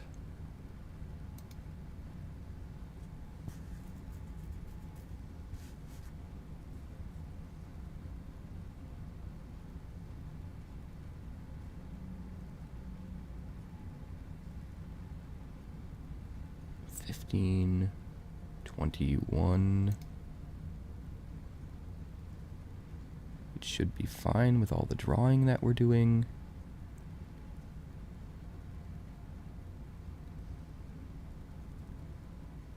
Maybe we do just want the fear of missing out.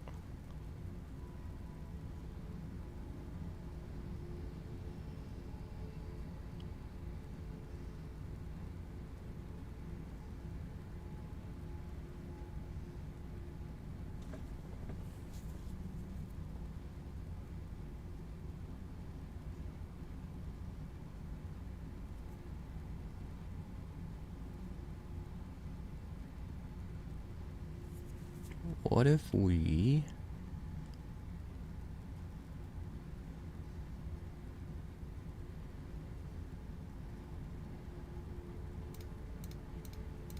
get rid of the artist talents, go up to 4 cool but rudes, and we focus on trying to attack. Go down to 3 pox plagues, 3 greeds gambits.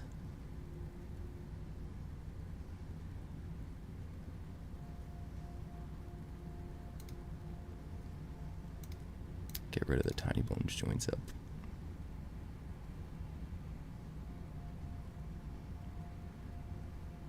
I think I like this.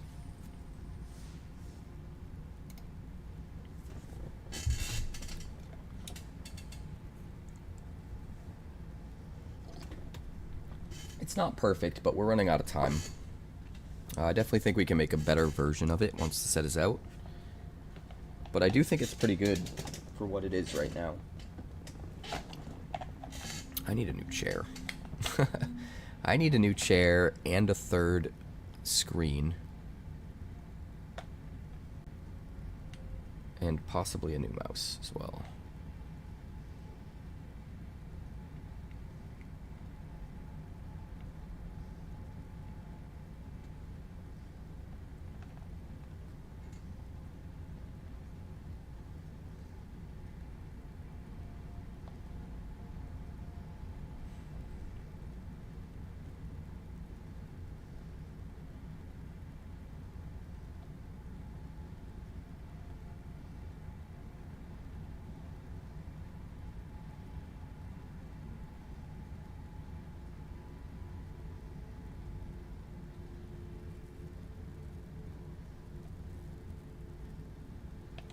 All right. Let's do it.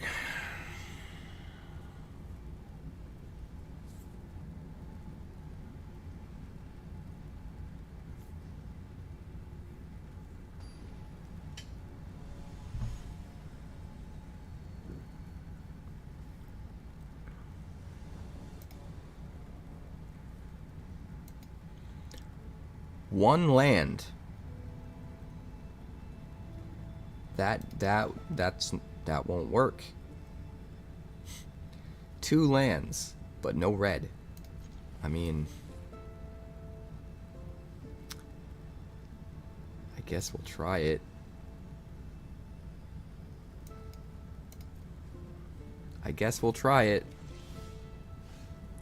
Hey, look at that. I'll take it.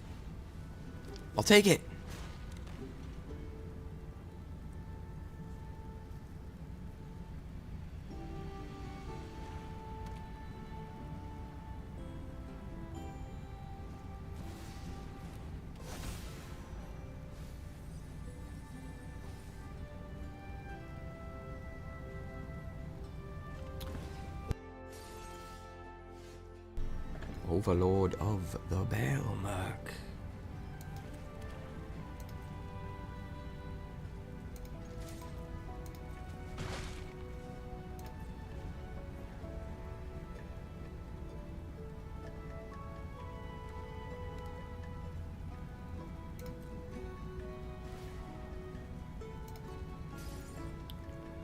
My turn. Do we surveil? I think we surveil.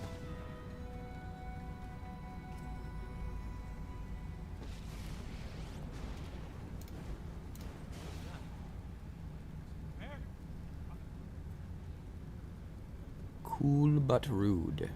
4 lands would be nice. Whenever you attack, you may discard draw. Yeah, let's do that.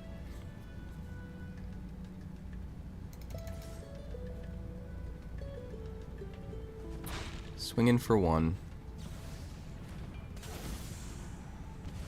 So we'll cool but rude. Attack, draw.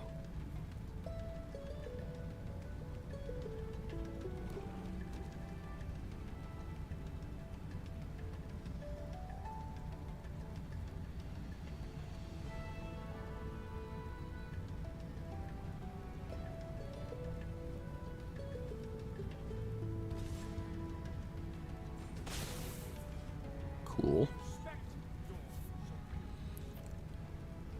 What else you got? You gonna play that Delian? Do it! Do it!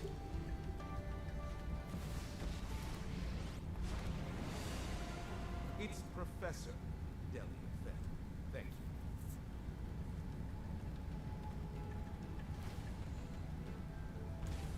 Go ahead. Impress me.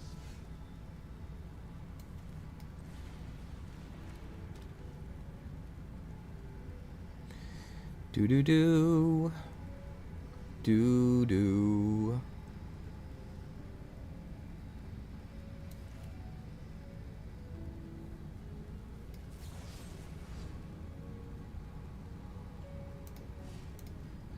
Let's kill you.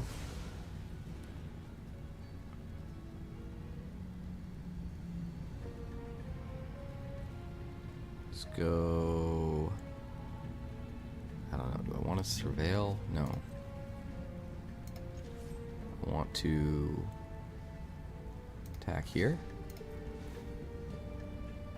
Discard Reckoning Hex. Draw the land. Remedial. Then I want to surveil too. Choose your words. I mean, it would be pretty good to get Ruzik out. We could discard and play Ruzik.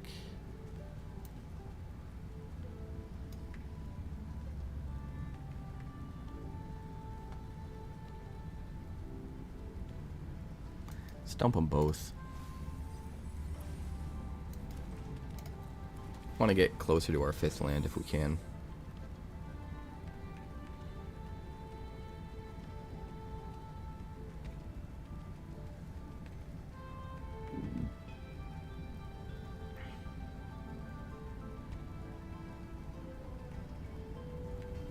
Show me what you got, sir. Are you just a turtle? Never take growth for granted. Actions have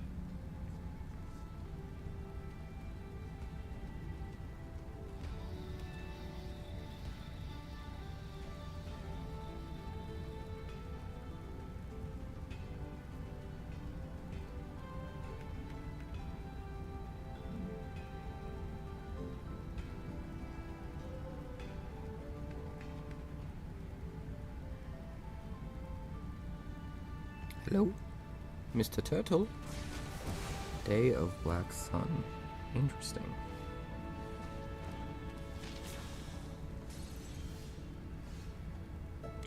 Interesting, interesting, interesting. So we could bring back Ruzik.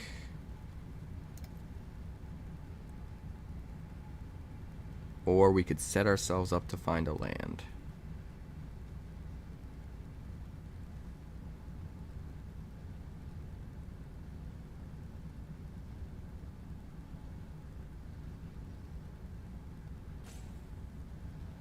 Let's do this. Let's go, that, and that, and that. Do we uptick or do we downtick? I Trying to think.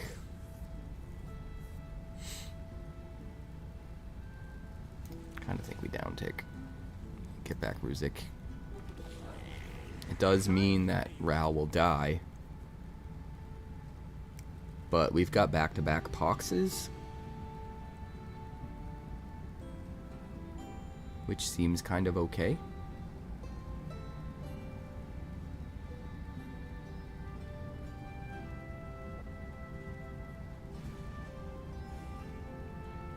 Seven, 8. We're gonna have 9, so we have to sacrifice 4.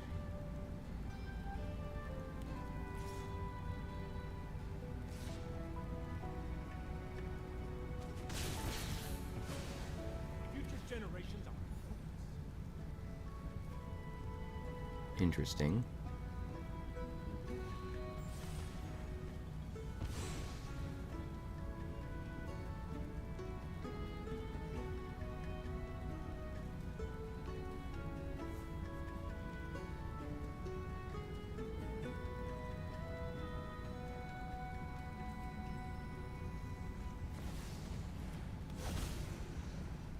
Five, 6, 7. So we have to sacrifice 3.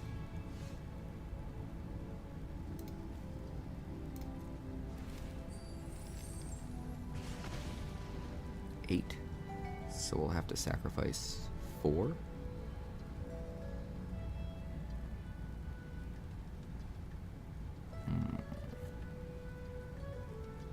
Hmm. 4, 8.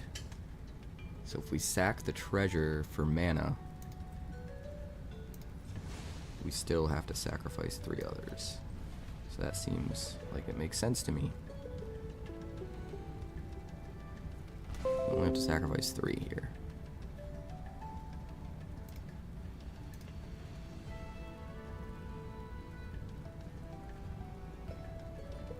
Sacrifice 3 permanents. 1, 2, 3.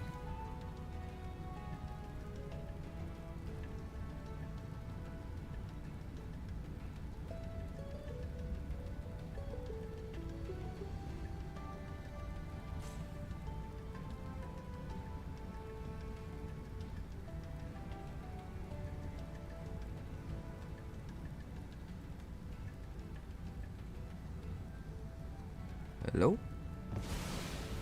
Ooh, that's a lot of boys. No attacks.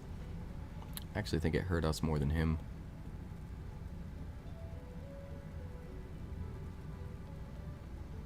Yeah, he just had too much gas. be gone from my presence.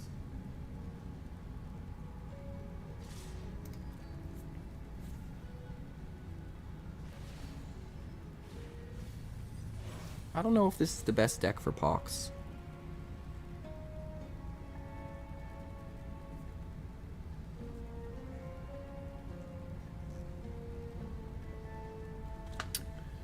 Maybe with Pox, we want to get value when we discard things. And we want to have a wide board to sacrifice. Honestly, Pox might go... Pox might go in Moonshadow.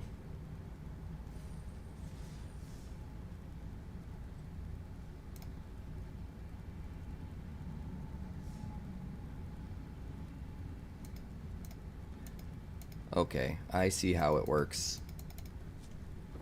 So it ends at the 24-hour point, but there's an extra hour that they don't shut off the server.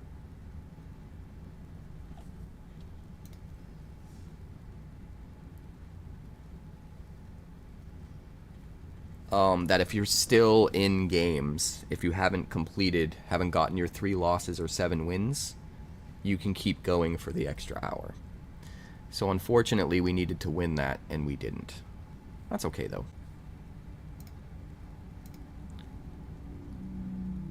We got a good number of decks. I want to say 5, maybe 6. Let's see.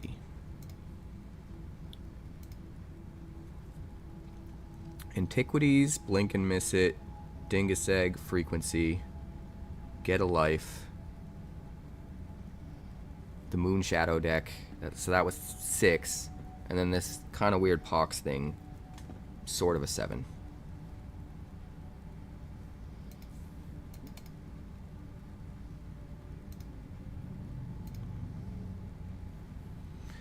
Yeah, let's, you know what? I'm gonna upload your list anyway. I'm gonna upload your list anyway. And we're still gonna check it out. And we might build it on launch day. Depending how many wild cards I need to use.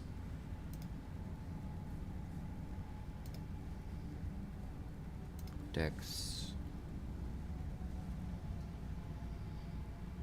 Upload. If only cursed recording. Alright, so.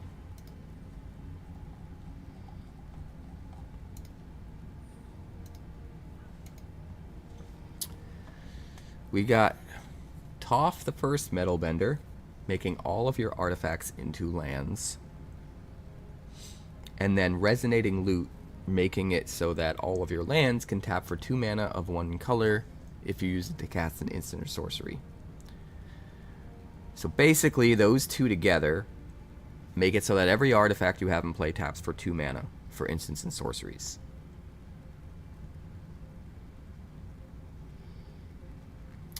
Boommobile can tap for 2 mana for its own exhaust ability, which is actually really cool. It's also giving back. It's giving back. Well, hold on. No, it's only instants and sorceries, right?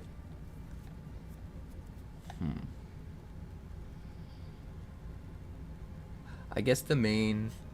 Well, you can only use the 4 mana for. You can only use the mana it makes for abilities, but you can only use the mana it taps to make for instants and sorceries. Do we have a way to funnel it?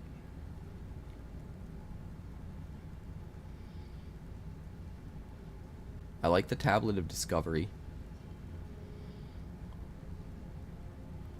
And it's not completely useless with the Resonating Loot, because the Resonating Loot will allow the Tablet of Discovery to at least tap for green or blue if it needs to. Which, I mean, isn't amazing upside, but it's still upside. Brass's Tunnel Grinder. Braided Net can tap for 2 mana while also tapping things down, which is cool.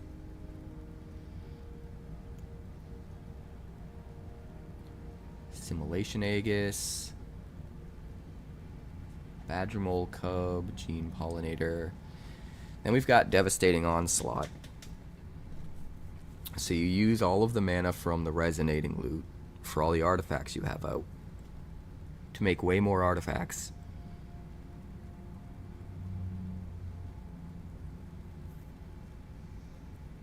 So that you can tap them all for mana.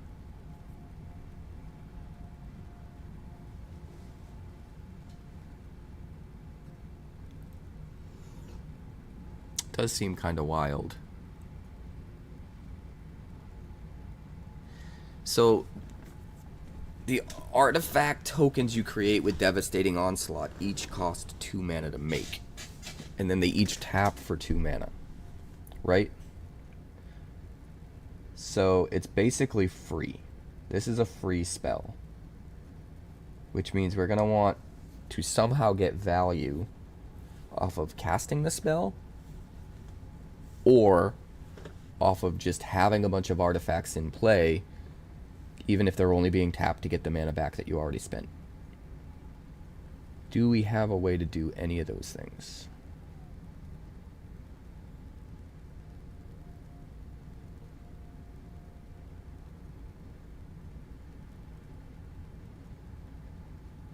I guess it works really well in conjunction with Doppelgang, though, right? Gives you more things to target with Doppelgang to potentially make more tokens of the stuff that you want than you otherwise would, and the doppelgang tokens don't go away. You could also just make a bunch of Badger Mole Cubs, and then your artifact creatures will tap. Artifact creatures will be lands from Toph. Tap for a bunch of mana, for instance, in sorceries, but also make extra mana from the Badger Mole Cub. It's getting real complicated.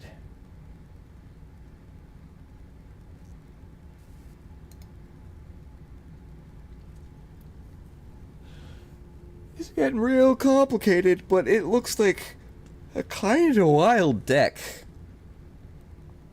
Removal that you can tap for mana seems good.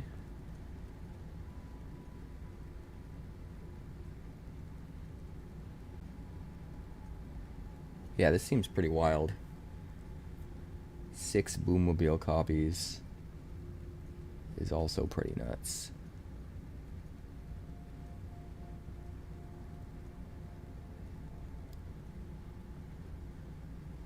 Yeah, if you Devastating Onslaught the Boommobile, that's just silly, right? Go wide with artifacts. Use the artifacts to play a big Devastating Onslaught to copy all your Boommobiles, which makes a bunch of extra mana, and then you just fireball them in the face. I kind of love that. I'm not gonna lie, I kind of love that.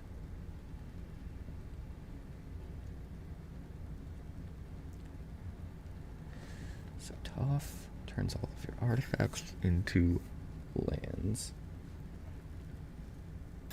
Oh, it's only non-token artifacts that are lands. That does change things, doesn't it?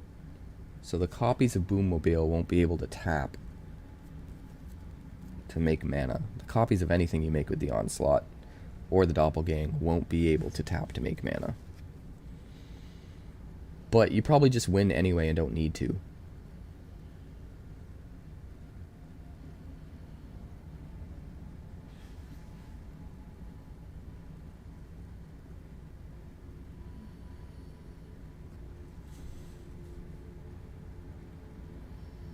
Man, it would be really nice if each copy of Resonating Loot added 2 more mana that you could create.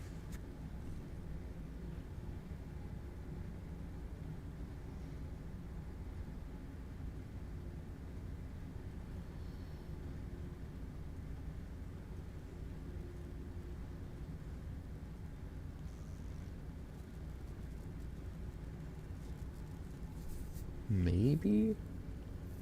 We need enough creatures, though. I kind of like the idea of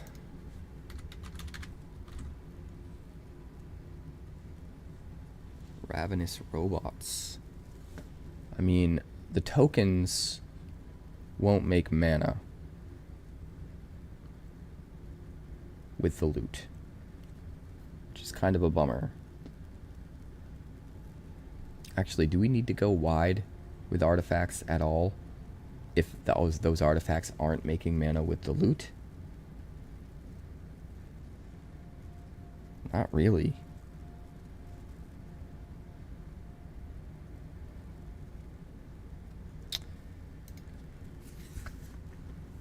So here's a question for you. Here's a nice little bit of homework. Are there any cards that can put more than one artifact into play with just playing one card, but not have any of those artifacts be tokens? Like Search for Another Copy, or an artifact that brings an artifact back from your graveyard, or an artifact that puts another artifact from your hand into play, or, I don't know, something that I'm not thinking of. Just a way to play a card and get 2 artifacts and not have any of them be tokens. Because that would be interesting.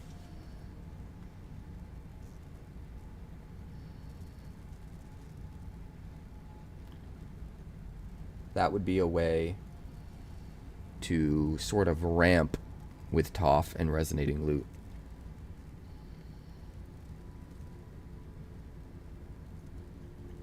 Another way you could build a deck like this is with all artifacts that are control.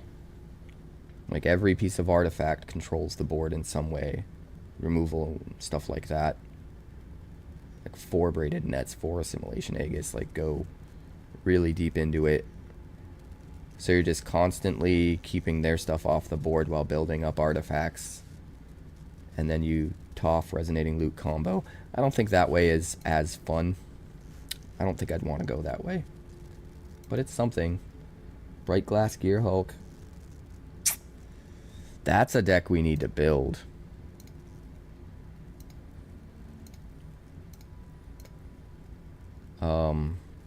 It searches for permanence, right?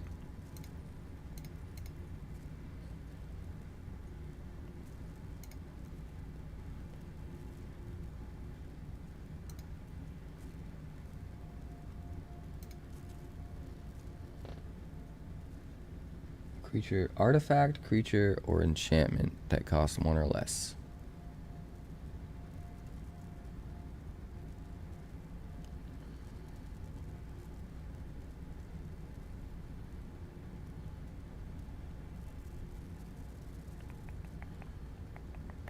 Harmonized Trio. Seems like it would be pretty good in that deck.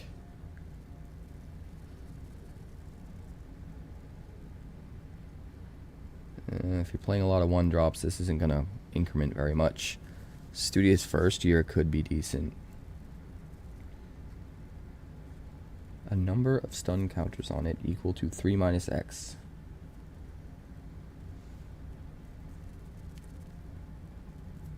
Interesting.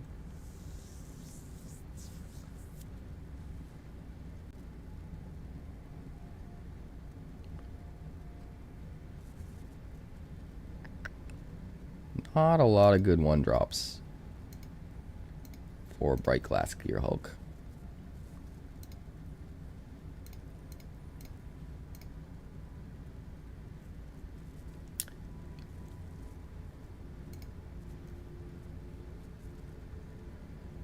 There's probably some stuff from the last couple sets, though, that I haven't really paid a lot of attention to.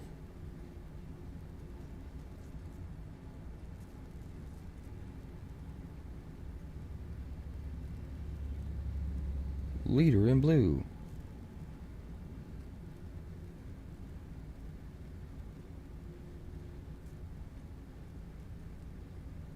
Prehistoric pet.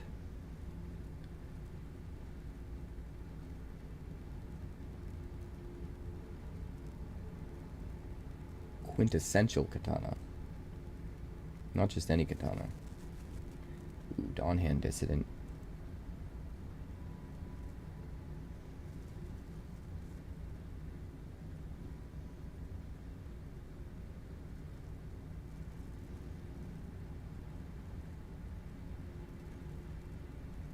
That could be pretty fun.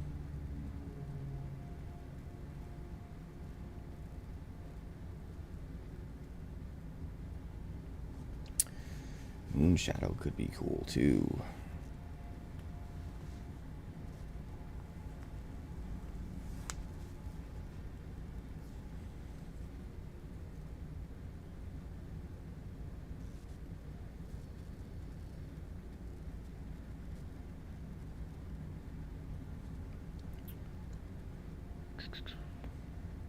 Food token.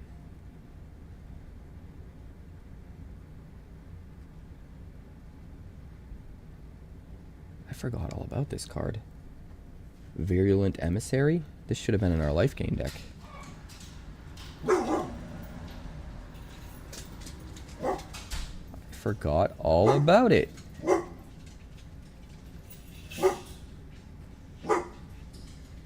Yowzas. And Springleaf Drum being back in Standard's pretty wild too.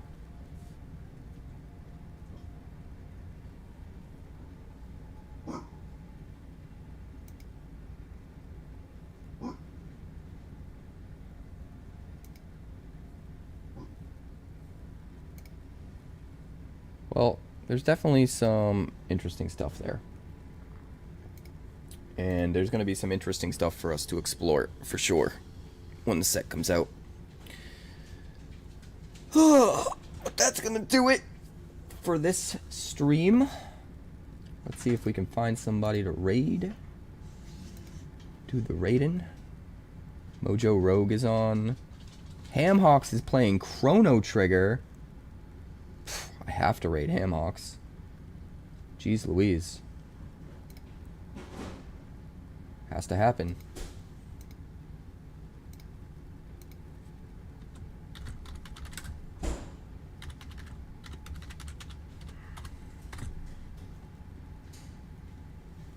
Chrono Trigger is my favorite video game of all time.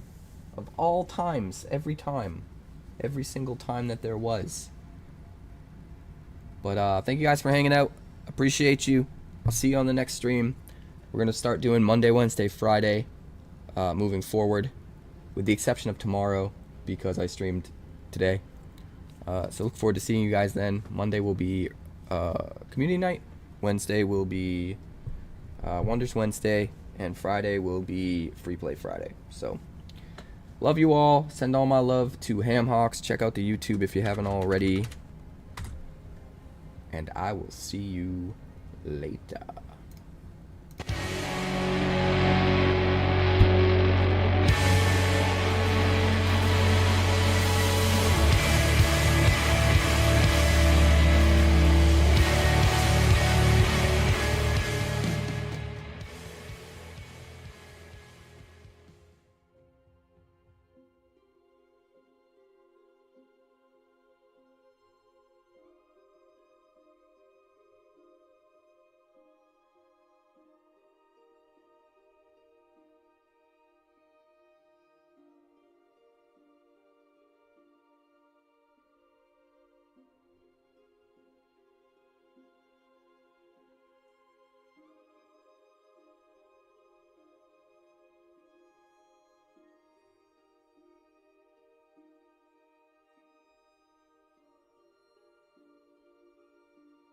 In today. I appreciate you guys. Thank you so much. Own a vacation rental? If it's not listed on Booking.com, it's invisible to millions of travelers on our platform. Don't let your vacation rental be invisible. Get seen, get booked. On Booking.com, Booking.yeah. I've had the highest mountains, I've had the deepest river. I'll take it in, but don't look down. 'Cause I'm on top of the world. I'm on top of the world. I've been waiting this long. Been holding it in for a while. For the champions you love, trust Cosequin, the #1 vet recommended retail joint health supplement brand. Cosequin. I want to say 4th stream doing it, and we're into kind of like the late game action. It's so much fun. I'm having a blast. And this is my first playthrough, believe it or not. Yeah, Finn guy, what up, my dude? Hello, hello. Not bad for humans. I'll be looking forward to greeting you. And be aware that the weighted companions cube will never threaten to stab you.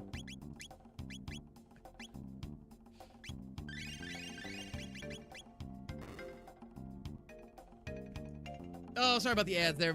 Sorry about that, Capricorn. But my bad. But yes, this has been my first playthrough. We are on the 4th episode, so we're like 20 hours in. And my goodness, it's been great. I'm playing the Steam version. So I know there have been some modifications and like some additional content that they added to like later ports of the game that are in this one. Yeah. So if you don't like the anime cutscenes that you've seen in some versions, like, no, sorry. Yeah. Kingdom of Zeal's a trip dog, it really is. Yeah. No, it was, yeah, when I got there, it was like, hold up, what, like, we're in a fantasy world with all kinds of weird nonsense, but like, that one even seemed extreme. It was really cool. 300 years ago, the Lavos disaster brought drastic, devastating change to this planet. At its current rate of decline, humanity is doomed. The disease you call despair already consumes you from within. And even though I'm a damn robot, I recognize this. Wait, really? I can't just fight you? But can I just...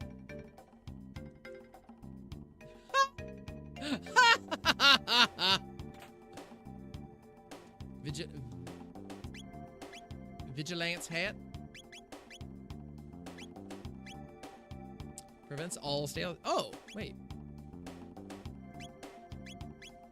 Cool.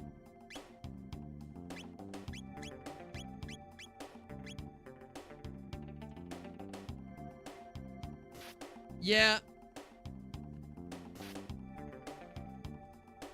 It is definitely a puzzle. Of that I can tell. I'm just curious if we need to interact with it here or if there's a component somewhere else. I'm assuming there's something I'm missing. Oh, hi, potion. Just shoot him with a gun. It's kind of my thought, like, I'm fighting these guys all the time. I can clearly overpower them. Why am I letting this one stop me? You know, it's like, well, because gameplay reasons, but not happy with that.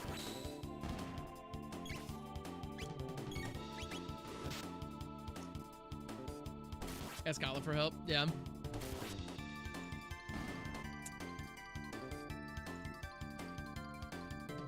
Alright. Oh, if you wouldn't mind minimizing spoilers, I'd appreciate that. Because I don't know anything. I'm still discovering stuff. No, Capricorn, you're good. We can access the information on Genodome via this terminal. What shall I pull up first? Sentinels. The sentinels protecting the figurines move to thwart the progress of any who approach. Consequently, allowing two sentinels to face one another will cause both to short circuit. In the unfortunate event that this should occur, please deposit these disabled sentinels in the room upstairs. Anything else? The energy pods beside locked doors must be charged before such doors will open. Energize first in the pod to your left, and then enter the pod next to the locked door. Anything else? I mean, yeah. Conveyor belts? The conveyor belt to the right can be reversed by means of the switch located in the room behind. Figurines. The two figurines on this floor are required for those desiring an audience with Mother Brain. Mother Brain? We're playing Metroid now? Do not remove them without permission. Anything else? Oh, it's an inside joke. Oh, okay, Capricorn. I didn't know that. Yeah, you never spoke. I appreciate that. Thank you. But is that like a fan theory or an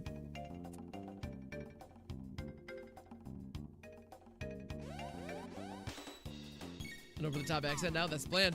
Oh, these little turds. Yeah, okay. These little guys just like shoot then die. All right.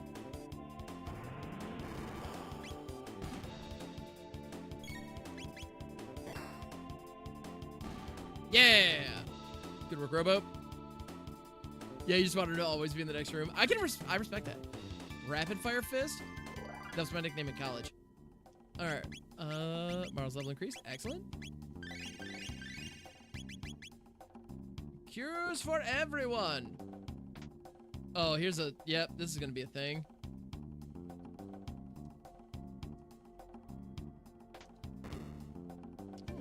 I did something.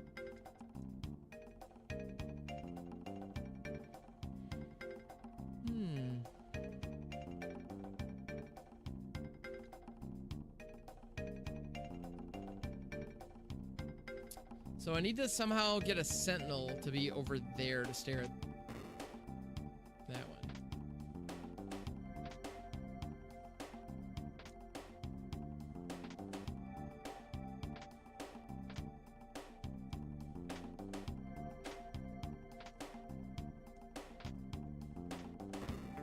Oh, that changed this somehow. Oh.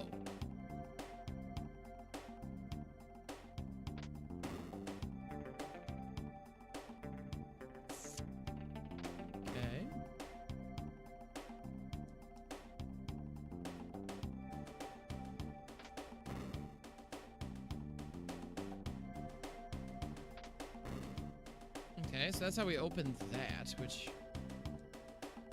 Run day. Hey, do what you gotta do, man. So Calix, 3-mile jog. Good work. Get after it. Told them about a charge. They did.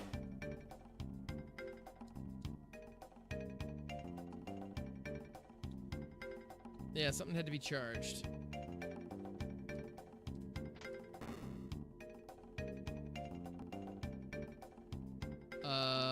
Okay.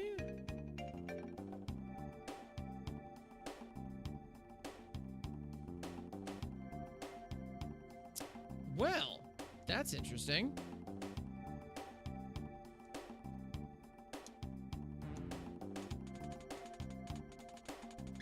All right. Energy pods besides the locked doors must be charged before such doors will open. Energize first in the pod to your left and into the pod next to the locked door. Okay, that's the thing I just tried, but do it faster. Okay.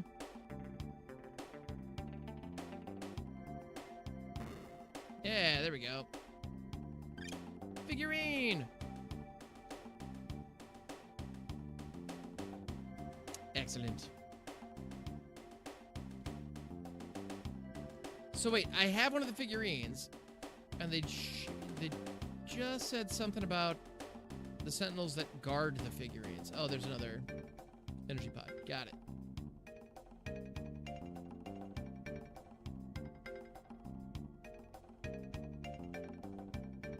Oh, I need to open it first. Doggone it. All right, there we go. High potion. 50,000 G's? Dang, yo. That's a fair amount.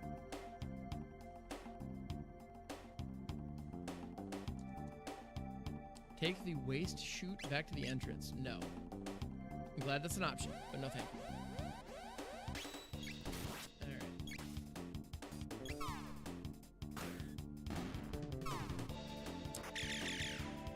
Rude. Alright. Wait, so there's a door here, but it doesn't seem to have one of those, doesn't seem to have one of those keyhole things. Oh, because it's unlocked. Excellent. Nothing says you're close to a boss fight, quite like a save point.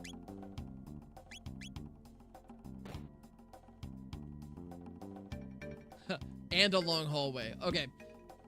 Excellent. Now I'm expecting that to be the path to Mother Brain, so I'd be shocked if we can use it now, but I'm sure there's a locked door at the end of it. But all the same, I have more exploring to do.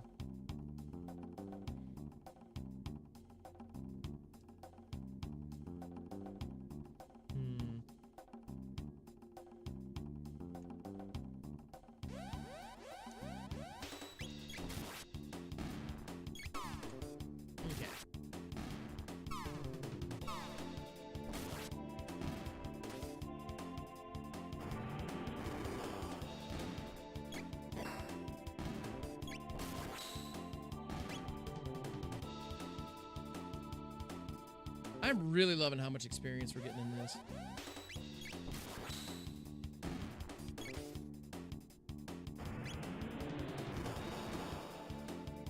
Alright, you know what? I just need to do...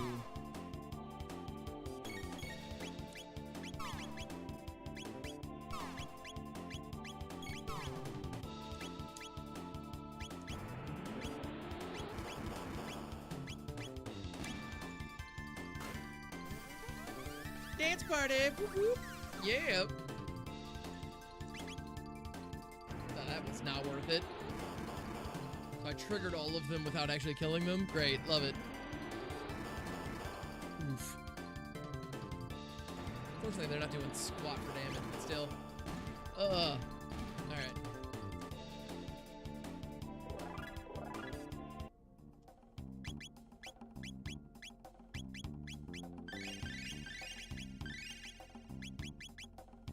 Okay. Actually, you know what, guys? I'm looking at the time, and I know a lot of raids just came in, so thank you guys for being with me. I think I'm actually gonna call it on today. Oh, I can get down here like this. Lapis. Excellent. Can never have too many of those. So I think I'm actually gonna go ahead and throw it on a save. And I think I'm gonna call it here, actually, because this has been an absolute blast. It is 3 o'clock. I have not had lunch as of yet, so I'm gonna go take care of that. I'm gonna do some personal care, and on top of that, it's a gorgeous day here, so I'm gonna go enjoy that. I will be back tomorrow. Right now, I'm not 100% sure what I'm gonna be playing. Normally on Fridays I play Magic the Gathering, but right now my schedule is kind of in flux, and it might be some Slay the Spire 2 runs. It might be a full-on just chatting stream. I've been doing a lot more of those recently, and it's been a lot of fun. And I might pick up Chrono Trigger tomorrow. I don't know. We'll see. I'll definitely be back doing this next Thursday, Thursday morning, if not before, because that's been my Chrono Trigger days or Thursdays, and my goodness, it's been fun. So, thank you everybody for hanging out. Friggin', I appreciate all of you so much. And yeah, let's find somebody that we can throw a raid out to. I'm curious if anybody else is out here jamming Chrono Trigger, because it's one of those kind of hit or miss. Like sometimes some other folks will be there, and sometimes not so much. You know what? Looks like I see there's one person, but they are